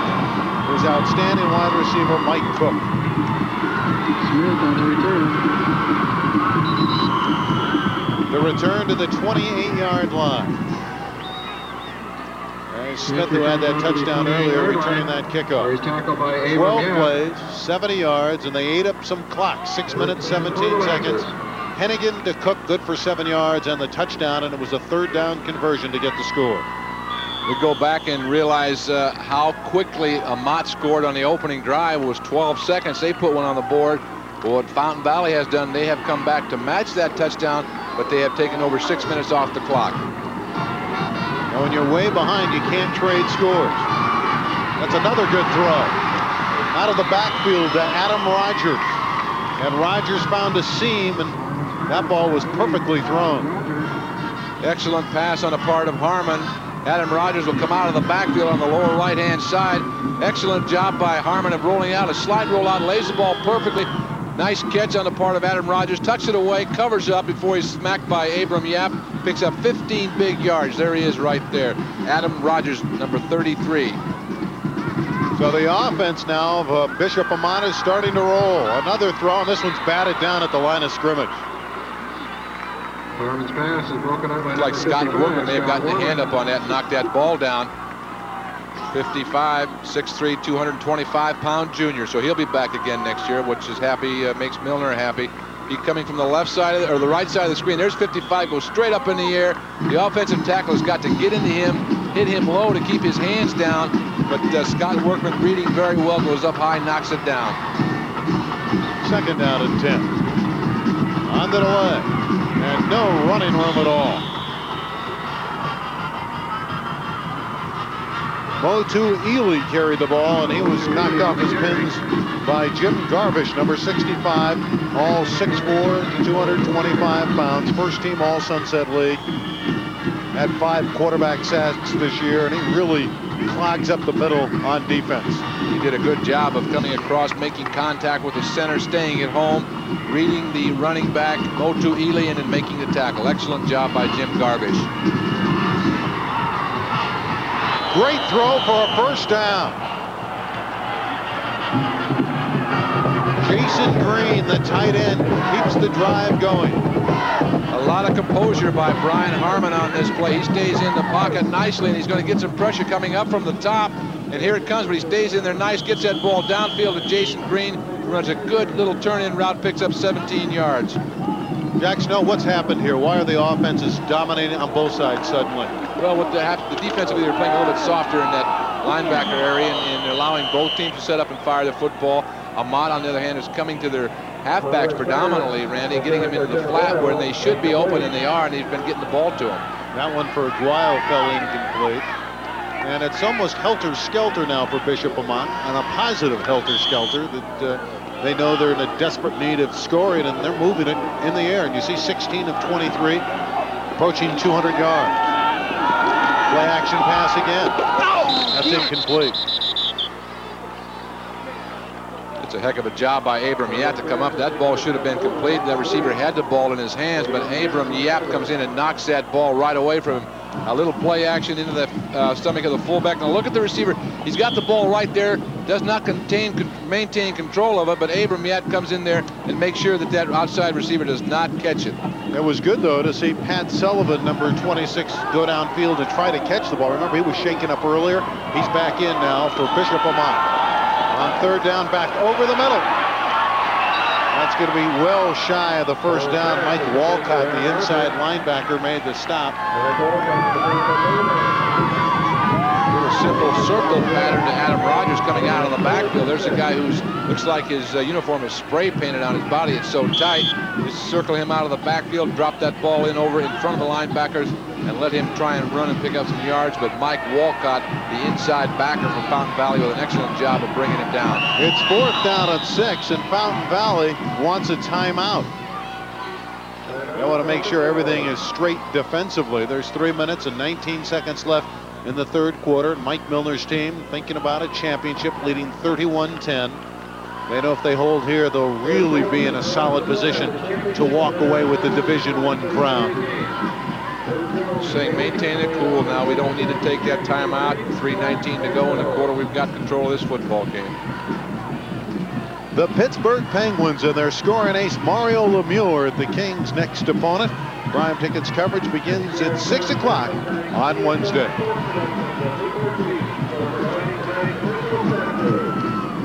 Mike Milner's got to feel real good about things, but I'm certain that if he can get one more play from his defense and have the ball in a 31-10 lead late in the third quarter, he'd really feel strongly about his chances. 31-10. He's got a 3-touchdown lead. He's up by 21 points. But remember now, Amat came out and they put a touchdown on the boards in only 12 seconds.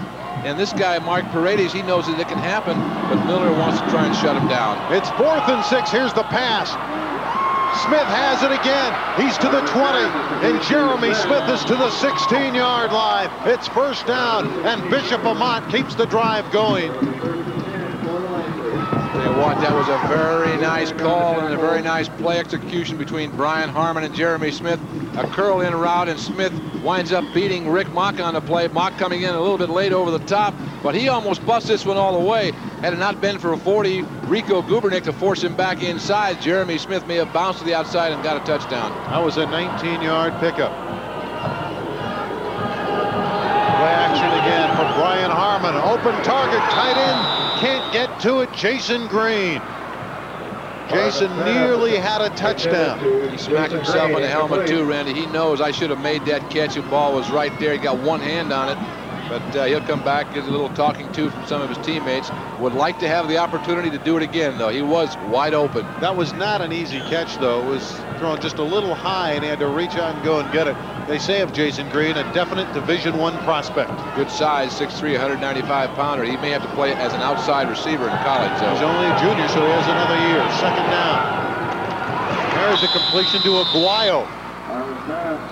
To the 8-yard line. Now that's about a yard shy of the first down. It'll be third down, but that's a very positive play for Amat. Brian Harmon running on the rollout, the waggle to the near side. It puts Tim Aguayo man-to-man against Abram Yap in an excellent route run by Aguayo, and Abram Yap a little late in coming up. We'll be looking at 3rd down and 2, and there's a good look at Brian Harmon, the captain.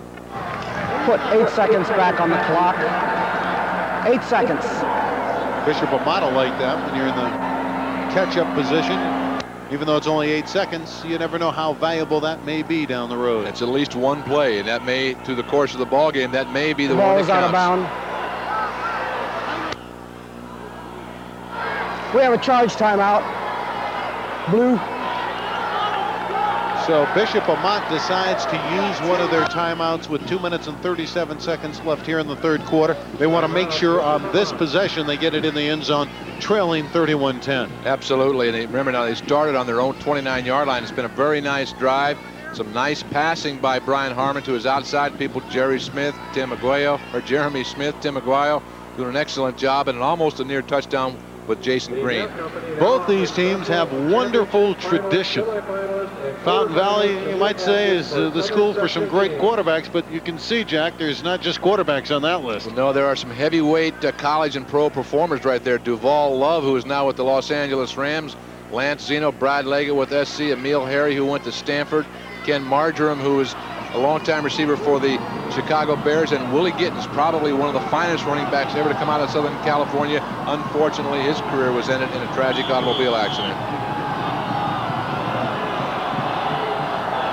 3rd down, 2 to go. Here's the pass to the far side. Touchdown, Jeremy Smith. Another TD for Smith.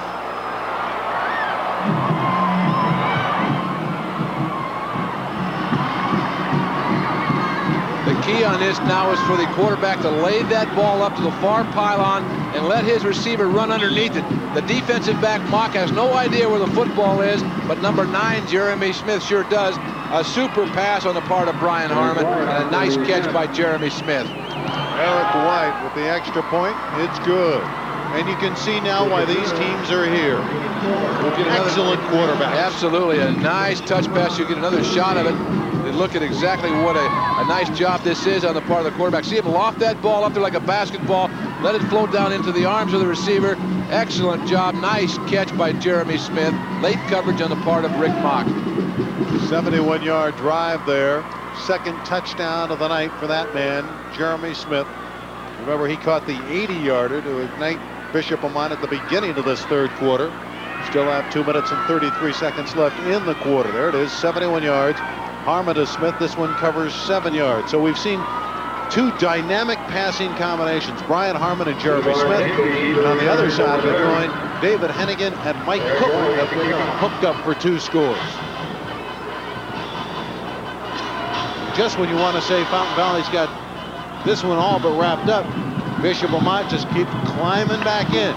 Never say die attitude. That's the key. They just keep popping back and popping back. Now they're only down by 2 touchdowns.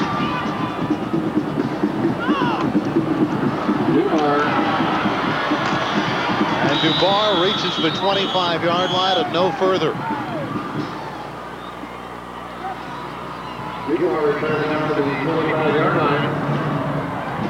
The one thing that Mark Paredes has not had tonight is a big defensive play from his Lancers. And they're going to need that to stop this guy, David Hennigan. Incredible numbers, accuracy, yards, and of course, the dividend, the touchdowns, 2 in the air to Cook. Well, you know, he came into the ballgame completing 56% of his passes, but 13 out of 16, that's just fantastic. They run from the I formation. On the ground, and Mock is cut down. Jesus Betts, the left defensive tackle, big and strong at 230 pounds, busted up the play. The biggest defensive lineman that they have is Jesus Betts, and he does an outstanding job on this play. Slides right down the line of scrimmage, fights off the block of Drew Edborg, and makes a tackle. Excellent play by Jesus Betts. And he is big, as you said, 6'2", 230-pound senior. Lettered last year, but Betts has really come into his own this season. Second down and 11 for Hennigan. And he's going back to the familiar air game. Flushed out of the pocket. That one's up for grabs and intercepted at the 48-yard line. And it was Jeremy Smith who's doing it at both sides now, offensively and defensively. And there's life in this Bishop Amat football team. This is a bad choice on the part of David Hennigan. He should have kept that football without throwing it up for grabs right there. He's got some room to run. Now, he's trying to throw it away, but watch a great job by Paul Motilui, who comes over there and does make that interception. Excellent, and a big play, as you mentioned. Can Bishop Amat come back with a big play? Yes, they did right there. Moto Louis is the man who got the interception. Now Harmon's going back this time, and he's going deep again. A lot of bumping on the sideline. He wanted Smith. Yap was there stride for stride, and the Bishop Amat fans wanted an interference call. Yeah, I'll tell you, they did want an interference call, but Abram Yap, I'll tell you what, he got beat once. He's not going to get beat again, but let's take a look at both these, the receiver and the defensive back. Now, there's no question that the receiver is way out of bounds. Yap makes the interception, but again, he also is out of bounds when he comes down with the football. Miller has to be wondering now. Had that big lead. Sees Bishop Amat come back at him.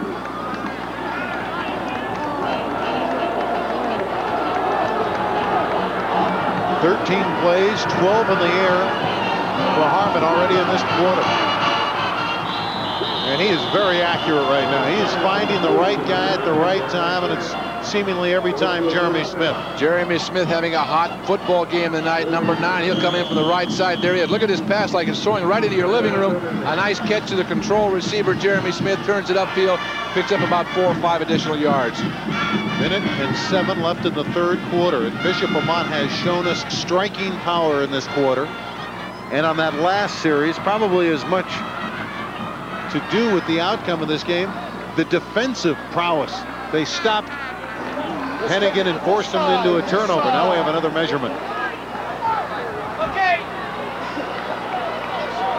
We're short. You got the ball. See, about a half a foot short of the first down. And a score here, Jack Snow, would make this game very interesting. Yeah, it sure would. It put them right back in the ballgame, although they are not that far out. Only 2 touchdowns down from getting right back into a dead even tie with Fountain Valley is Bishop Amat.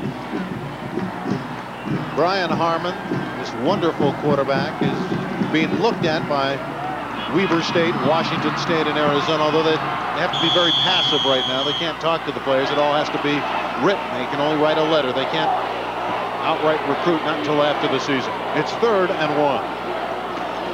Quarterback keeper by Brian Harmon. He didn't get much, but remember, he didn't need a whole lot. I don't think he got it, to be quite honest with you. It looked like he bounced off, tried to go to the right side behind Joe Valencia, his right guard, but I don't think he picked up the necessary yards for the first down, or did he? He did make it. Well, that was close. Again, so much depends on the spot of the football, a favorable spot for Bishop Amat.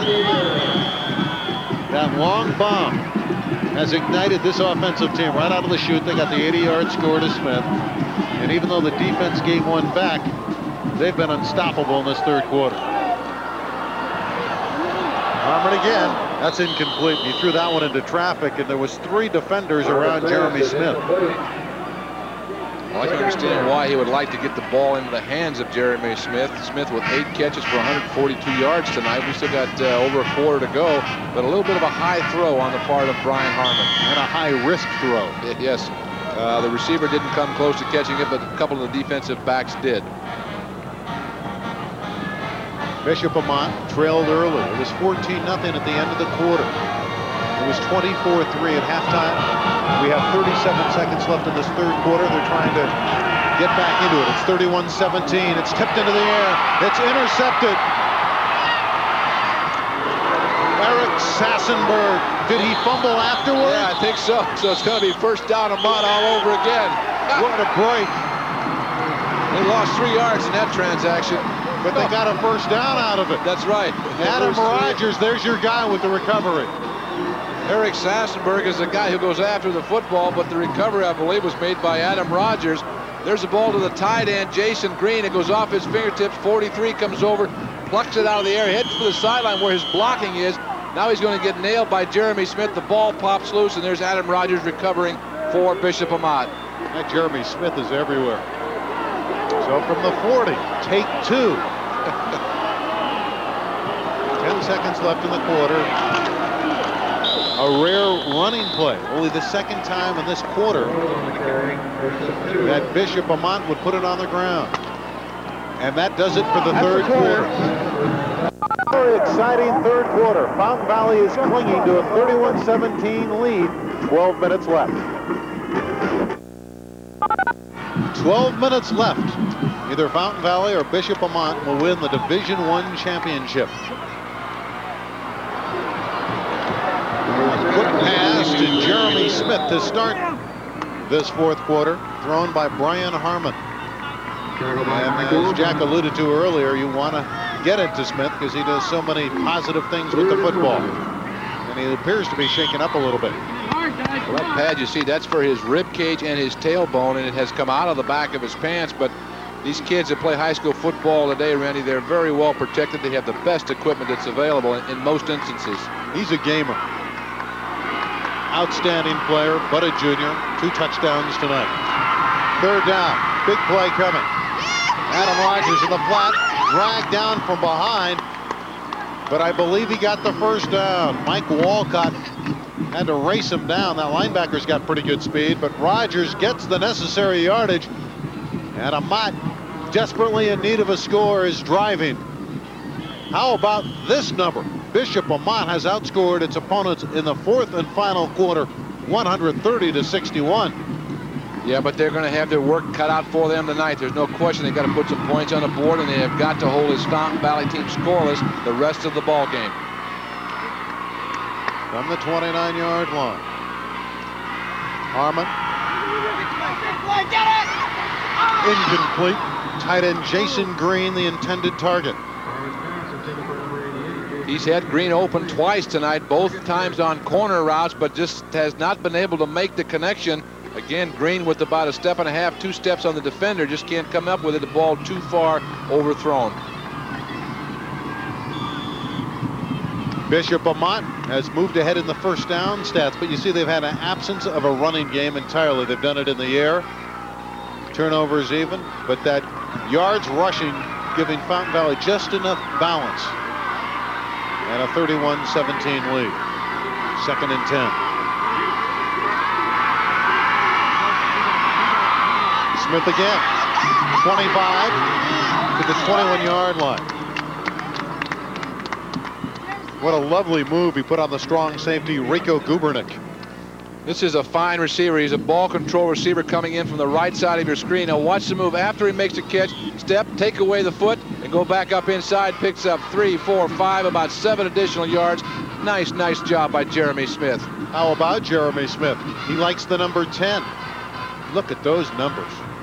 20 catches in less than 2 games. 20 catches and 255 yards and 3 touchdowns in 2 games. Great protection. But again, he threw it into traffic, and Delgado, the inside linebacker, the senior, very close to an interception. Brian Harmon gets away with one on this. Watch the position of Eli Delgado, the inside linebacker, right where he belongs. Gets that hand up and almost comes down with interception. Also, he gets some help in there from big number 40, Rico Gubernick. I know they've had great success going to Jeremy Smith, but is this a case of one right there that maybe they went to him too often? Well, they tried to go to Jason Green a couple of times, have not been successful, but let's not forget Tim Aguayo also is a very accomplished receiver. It's 4th and 2, a big play. It's incomplete. They went for Aguayo. Fountain Valley holds. The ball is over on downs to the Barons. And a disheartened quarterback, Brian Harmon, as he goes to the sideline. Not a good pass either on the part of Brian Harmon on a 4th down situation. You've got to put that ball in an area where your receiver can at least try to make the catch. Even if it's in a crowd, put it there and let him try and come down with it. 9 minutes and 59 seconds left. 31-17 Fountain Valley. With Jack Snow, I'm Randy Rosenblum. You're looking in on the Division I Championship. Southern Section CIF football. A rare penalty flag. We haven't seen many infractions tonight. We've had, what, 1 face mask penalty and maybe 1 offsides earlier in the first half. That's maybe only about the 4th penalty of the ball game. Really don't even have to call out who the ball carrier is. When the Barons keep it on the ground, it's always Kedrick Bowe, at least seemingly so. Exactly. No, not too many of the other backs. Have a captain, please. Captain. You know what's amazing about this score at 31-17? Bishop Amat in the regular season only allowed 13 points a game, and Fountain Valley doesn't allow a whole lot of points either. Specifically in the playoffs, they shut their opponents down. So I think it's a little higher scoring than most people thought. Yeah, I think so. Fountain Valley only allowing 14 points a game through the whole course of the year. They've done an excellent job defensively. 5-yard infraction makes it 1st and 15. And Eli Delgado, well, they crossed him up. It was not Kedrick Bowe. And Eli Delgado, the senior, a punishing football player, took it upfield. Nice job of cutting back against the grain. Delgado starting out to his right, cuts back inside. An excellent block by Henry Chang, but a super job, too, on the part of Eli Delgado, who picks up 13 yards on that nice run. So that 1st and 15 becomes 2nd and 2.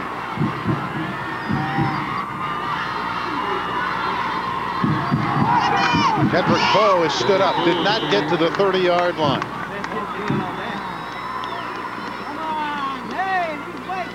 Major league hit there from Kurt Solonic, number 34. He's a good football player. These kids are tough, Randy. When you stop and think the size, that kid you're looking at right there, Solonic, is only 5'10", 185 pounds, and he plays at a linebacker spot. And you've got to be tough in there to begin with. And if you don't have the size, you've got to be doubly tough. And that boy right there is Kurt Solonic. 3rd and a short 2. Barons would love to get that 1st down and keep that clock running. Amat wants the ball back, trailing by 2 touchdowns. Kedrick Bowe, they got him for a loss, and the defense holds. Well, the Bishop Amat defense is now starting to assert itself. Great penetration there from Jesus Betts, number 71. Let's see, as you look at Wade Kennedy get up, look at the confrontation. It's a sweep, trap pull to the right side, but the hole is there, but it's a nice job of stacking everything up inside and allowing the pursuit to come in and knock the runner down, make the tackle, denying them the 1st down. First punt of the ball game coming up for Fountain Valley's Derek Mahoney. Now on the year, he averages 35.3 per punt. There you can see it. Probably had to do a lot of stretching on the sideline. There's a flag down. Smith on the return to the near sideline.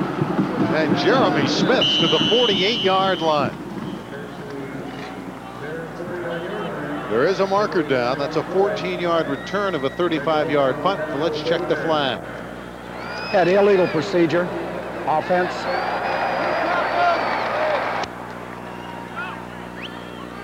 I think you got to take the play. Excellent field position after the return. Absolutely. They're sitting there, what, on the plus side of the 50-yard line? Yeah, they're not going to want him to punt that ball over again. Illegal procedure is refused. First down. 31-17. Bishop Amat trailing by 14 points, but they have excellent field position. Get a quick score. Now, when I say quick, not necessarily on the first play, but let's say within 4, 5, or 6, or 7 plays right away, they're right back in this baby. Aguayo, and you can see the intention there. Get it to your outside man, have him go out of bounds, because they're thinking about the clock, although Aguayo did not get it outside the boundary. Keep the ball short into intermediate in the passing game. Hopefully the receivers can break it. Come back now and again with a little delayed draw type action to one of your running backs, Adam Rogers or Motu Ely, and see if they can pop it. Miller's trying to keep him awake, be awake for the draw play. 2nd and 4. There's the big tight end. He finally is able to find Jason Green, his junior tight end, who has 8 touchdowns this year. But you really don't want to complete it for a short gain over the middle. The clock is really becoming a factor down to 6 minutes and 53 seconds. Well, the positive thing on that last play was that they, in fact, did pick up the first down. But you're right. You want to get at least 10, 12 yards of pop from here on out. Rock is running down to 640. Good protection for Smith. He nearly ran under that ball. He was the only one looking for the football. The defenders were looking away, and Jeremy Smith almost stole a touchdown. He had it. He had that football. He just didn't maintain concentration. Did a super job of cutting back inside. He's running against Rick Mock. Mock does not know where the football is. You will see Jeremy Smith come back inside. The ball is there in the hands. He just doesn't maintain control. He goes up in the air nicely, and he knows, oh, shoot. That's not what he said, but close enough. He knows he should have made that catch. 2nd down and 10. Close, but they have to try it again. Ryan Harmon uncorking another throw. Nice catch by Aguayo, his wide receiver. Down to the 30-yard line. He's short of the first down. Well, Bishop Amat needs 2 touchdowns. There's another example of a 2nd down and 10, and the receiver gets 8 yards. He comes back nicely to the football, but again, the design of the route not deep enough to pick up the first down automatically, and it should be. Quick pitch to Adam Rogers, and he's close to a first down with 6 minutes left. Rogers on the carry. Again, depending on the spot of the football, and I think he's going to be close, but I think he made it. But I would presume they'll bring in a change, and because I said I think he made it, he probably didn't make it. When you're trailing by 3 touchdowns at intermission, it changes your game plan. Now remember, Mark Paredes wanted to establish the running game. That's not the case now. In the second half, it's been almost exclusively an aerial attack. And now the measuring. You know, he said of this football team, we have no superstars. After looking at the Bishop Amat Lancers, I'm not so sure he's right. Ryan Harmon is a superstar by leading by example, and so is Jeremy Smith. They're great football players. And when you stop and think that Jeremy Smith is only a junior and he will be back next year for Mark Paredes, and Brian Harmon again having a super year coming in to start this year for Bishop Amat, an outstanding season. There's the discrepancy from the pass to the run for Bishop Amat. That's what happens when you're behind, but that passing game is helping them right now. Looking for Smith over the middle, is wide open. The pass just too tall. Jeremy was out there. He had a touchdown, but that was not well thrown. He's looking at his hands saying, the ball just went right through my hands. I think what happens here is he jumps too soon. If he stays on his feet, he makes the catch. Takes one more step, that ball is right there in his hands. He leaves the feet, it leaves the ground too early, and thereby he cuts down the distance of making up to the football, and he knows that too. You know, you're right. When I first saw it, I thought it was overthrown. Now that we looked at it again, that was very catchable. Yeah, if he takes one more step and keeps both feet on the ground, that's a routine catch, and he doesn't have to dive for it. Second down and 10, so a couple near misses now. There's the pump fake. There it is, touchdown to Smith. He didn't go through it this time. 3 touchdowns from Brian Harmon to Jeremy Smith.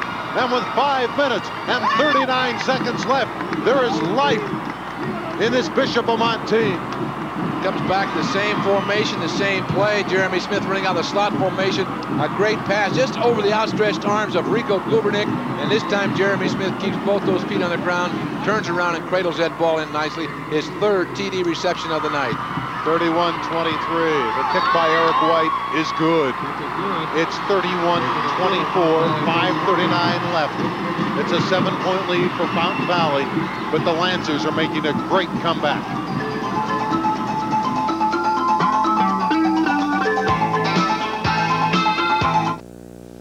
Here it comes, the Blazer Bargain Blitz. Your Southern California Chevrolet dealer is loaded with Chevy S10 Blazers, and he's loaded with bargains, too. He's got factory cash rebates. He's got factory discounts and option packages. That means that you could drive home in a loaded S10 Blazer and save up to $2,400. But only during your Southern California Chevrolet dealer's Blazer Bargain Blitz.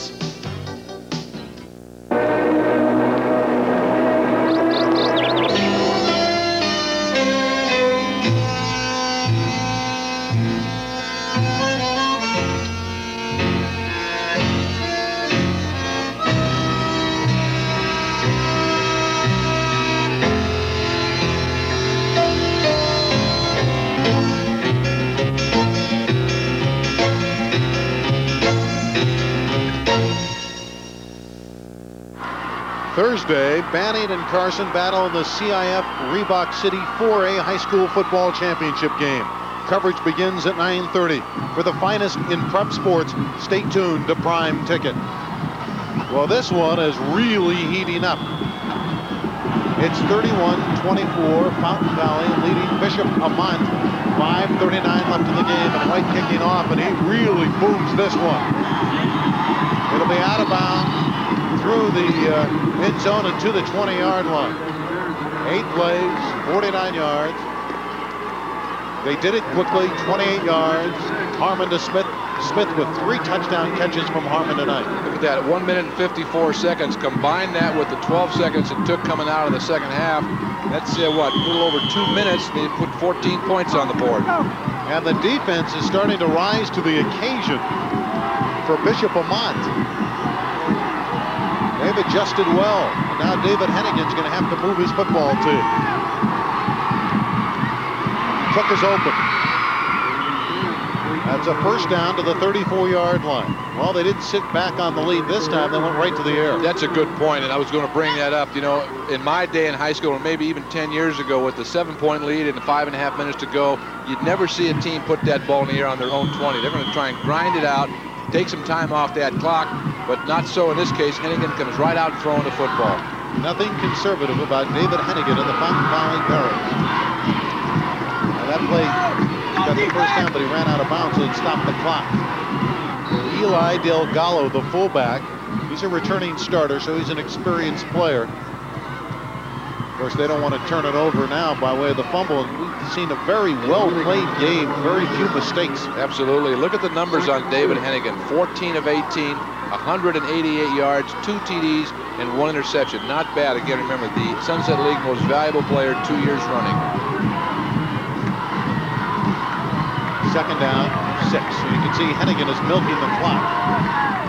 He's audibleizing, too. Well, they say he's the smartest player that's ever played at Fountain Valley. So if he sees something of that defense, checks off to Delgado. And Delgado lunges and may get the first down. That second effort from Delgado. Marty Avalos, the safety, made the hit. Delgado with a nice extra effort after he makes the catch, circling out of the backfield to the left of your screen right there, 31. Now watch him make a super effort on 43. He's going down, just stretches his body, gets those hands out as far as he can with that football. 6 foot, 210 pound senior fullback Eli Delgado. You know, his lunge, now in the NFL that would have been a first down, but in college, or in this case high school, his knee hit back down near the 43-yard line, so he came up a beat short. Yeah, they did. You're right, they did it, but in the NFL they should mark it if they need to, but they don't. They give them They that never extra. do. No, they don't. It's 3rd and 1. And Kendrick Poe surges forward for a first down. And a critical first down it was. That's probably the quickest start we have seen that young man have all night. He went through there like a rocket. Mike Miller now trying to set up for plays down the road. What's going to happen if we're in 2nd and long? What do we do if we're in 3rd and short? Let's set this up so we have it available to us and we don't have to spend a lot of time or a timeout wasting to try and figure out what we're going to do. 4 minutes left. Both teams have 2 timeouts remaining. There's that mechanical monster. Mountain Valley probably think it's going to take forever to get rid of that time. Bishop Amat moving along rapidly. Solonic makes still another tackle on Kendrick Poe. They need to stop him here. Another first down would make it a very good night indeed for Fountain Valley. They need to stop him on this series right here. Some happy fans, happy Fountain Valley fans. They're a little bit more concerned now than they were at halftime, though, when they were up by 3 touchdowns. Halftime they were out at the snack shack getting some soda pop and hot dogs. But now they're right here watching the rest of this ball game. 2nd and 7. Weaver in motion. Del Gallo gets to the outside and he's bumped out of bounds.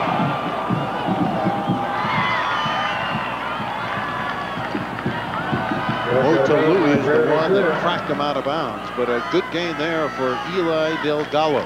And it'll be 3rd and 1 again. He gets 6 yards on that charge upfield.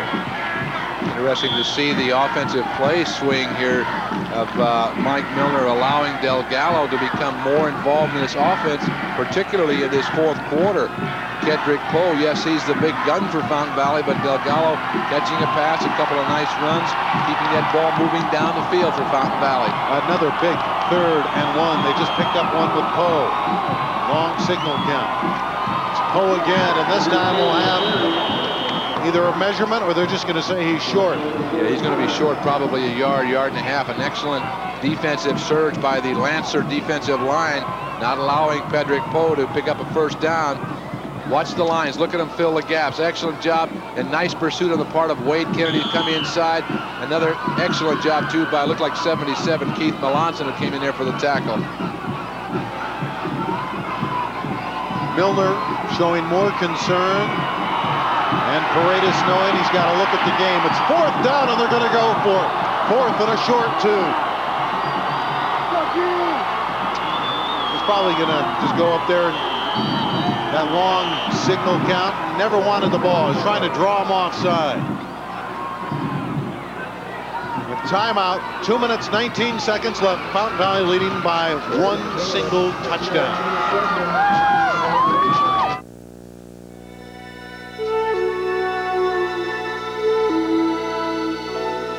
This is no place to be on your own.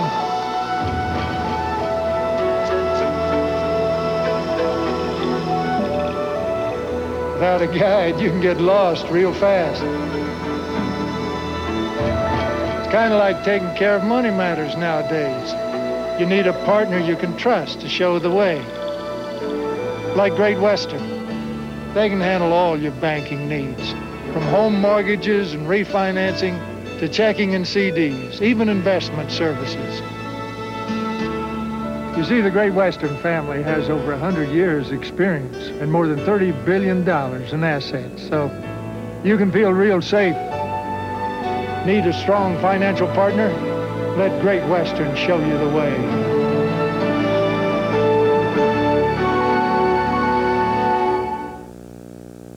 (31-24), Fountain Valley leading by 7, but they've been forced to relinquish the football. And with 2 minutes and 19 seconds left, Bishop Amat will get it back.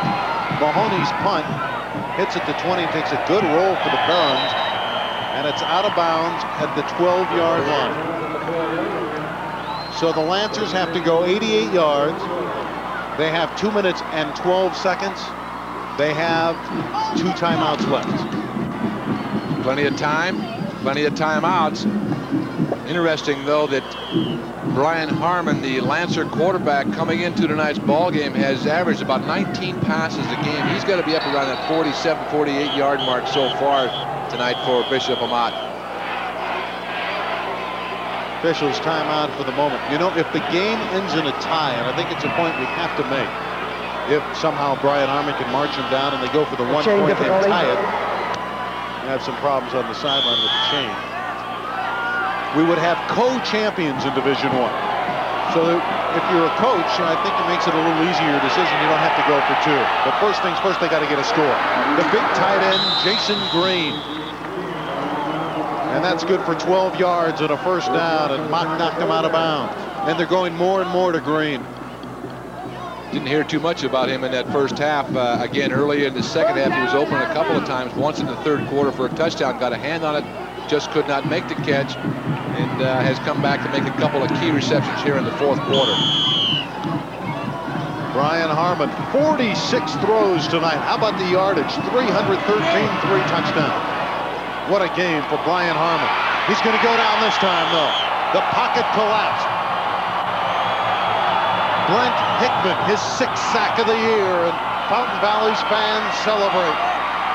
Good pass rush, one of the few times all evening long we have seen the Fountain Valley defense come in and really throw him down. Hickman comes in with an excellent job of getting around the outside containment and brings the quarterback down. There is number 30.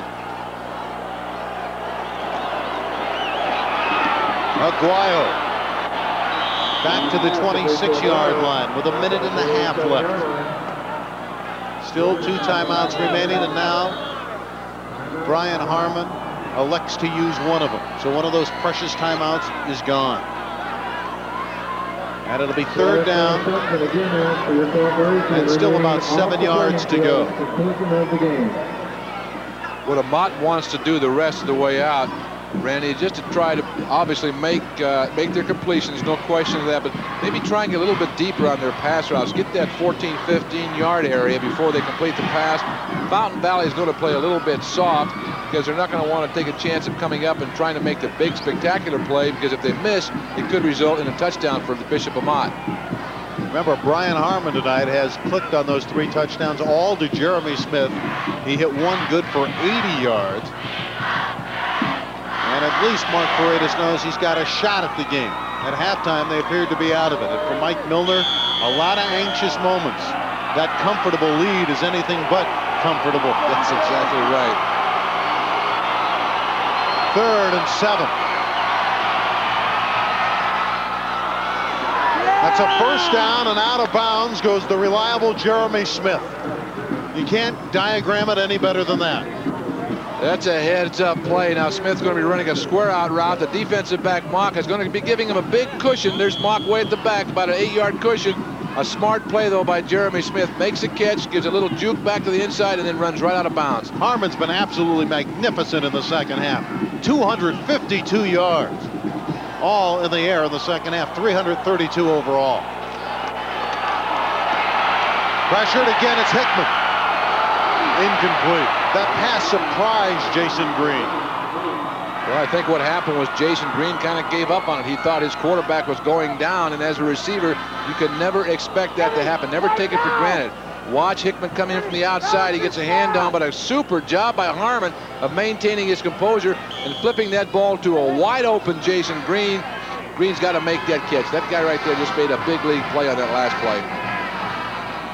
They say he may not be the most talented guy in the world, but he's a winner, and he's really shown class in this game. Every big play, at every needing time, Brian Harmon's come up with it. 2nd and 10. Pressure again, though. This time he goes down. He never had a chance. Hickman was there, and he had a lot of company as well. He just looked up, and there was nowhere to go. Looked like he got some help from big 78 Drew Edborg. Again, Fountain Valley very successful with basically only a 3- or 4-man rush. The offensive line of Amat cannot keep him out. And that's the final timeout. 4 sacks, none more critical than that one. Big play for Drew Edborg and the Fountain Valley defense. He's made a couple of sacks tonight. Big, strong kid, 6'4", 235-pound senior. Good mobility, good speed. Another big play for Fountain Valley. Paredes, though, you look at him, he's totally composed, under control. In his mind, we've got all the time in the world, 1 minute and 2 seconds to go. Miller looks more, you think Miller was losing right now at this stage? It really is hard to tell, isn't it? Yeah. That's why he's got all those gray hairs. He's getting nervous, too. When you see those coaches do that, you start just fidgeting here and fidgeting there. Well, it's 3rd and 20, and one of the dilemmas for Bishop Amat is now they're out of timeouts. 62 seconds left. But they have big play capability. They've shown us that in the second half. To the far sideline. Jeremy Smith has come up with still another big play.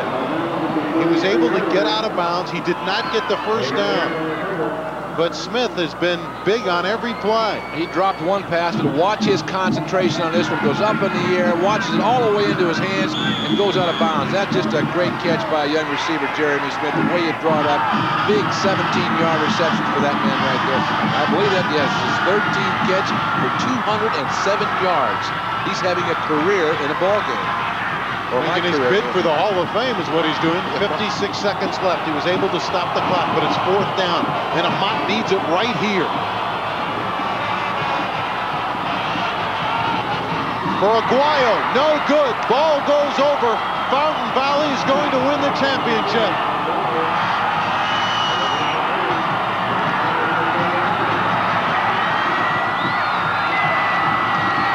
What an effort, though. They gave it an effort. Off come the headphone for Milner.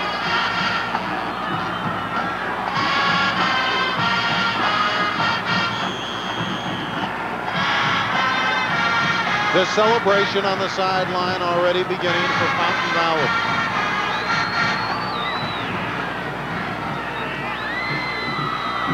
Now Hennigan will probably just sit down on the ball. Not jeopardize anything by turning around and handing it off. And you can see the coaching staff. A lot of hugs and kisses on that sideline now. A well-deserved championship for Fountain Valley. Down to 30 seconds left. They got to snap it one more time. But give Bishop Amat a lot of credit. They came out, they fell way behind, but they made a dramatic comeback. But they're going to fall short to David Hennigan and the Fountain Valley Barons. And for Mike Milner, it's championship time. Still 10 seconds left, but they know they got it. Absolutely, and you can see the joy and part of the relief of frustration on the part of Milner. He is so happy. It's over. He had a commanding lead in that first half, and he comes back to hold on to win the 1988 CIF Division I Southern Section Championship. Fountain Valley, the Barons, atoning for last year's 21-0 loss to Fontana, got out of the gate, built up a big 24-0 lead, only to hold on a gallant attempt by Bishop Amat and win the football game 31-24. Hail to the Barons. They are the Division I. We'll have our post-game show after these messages.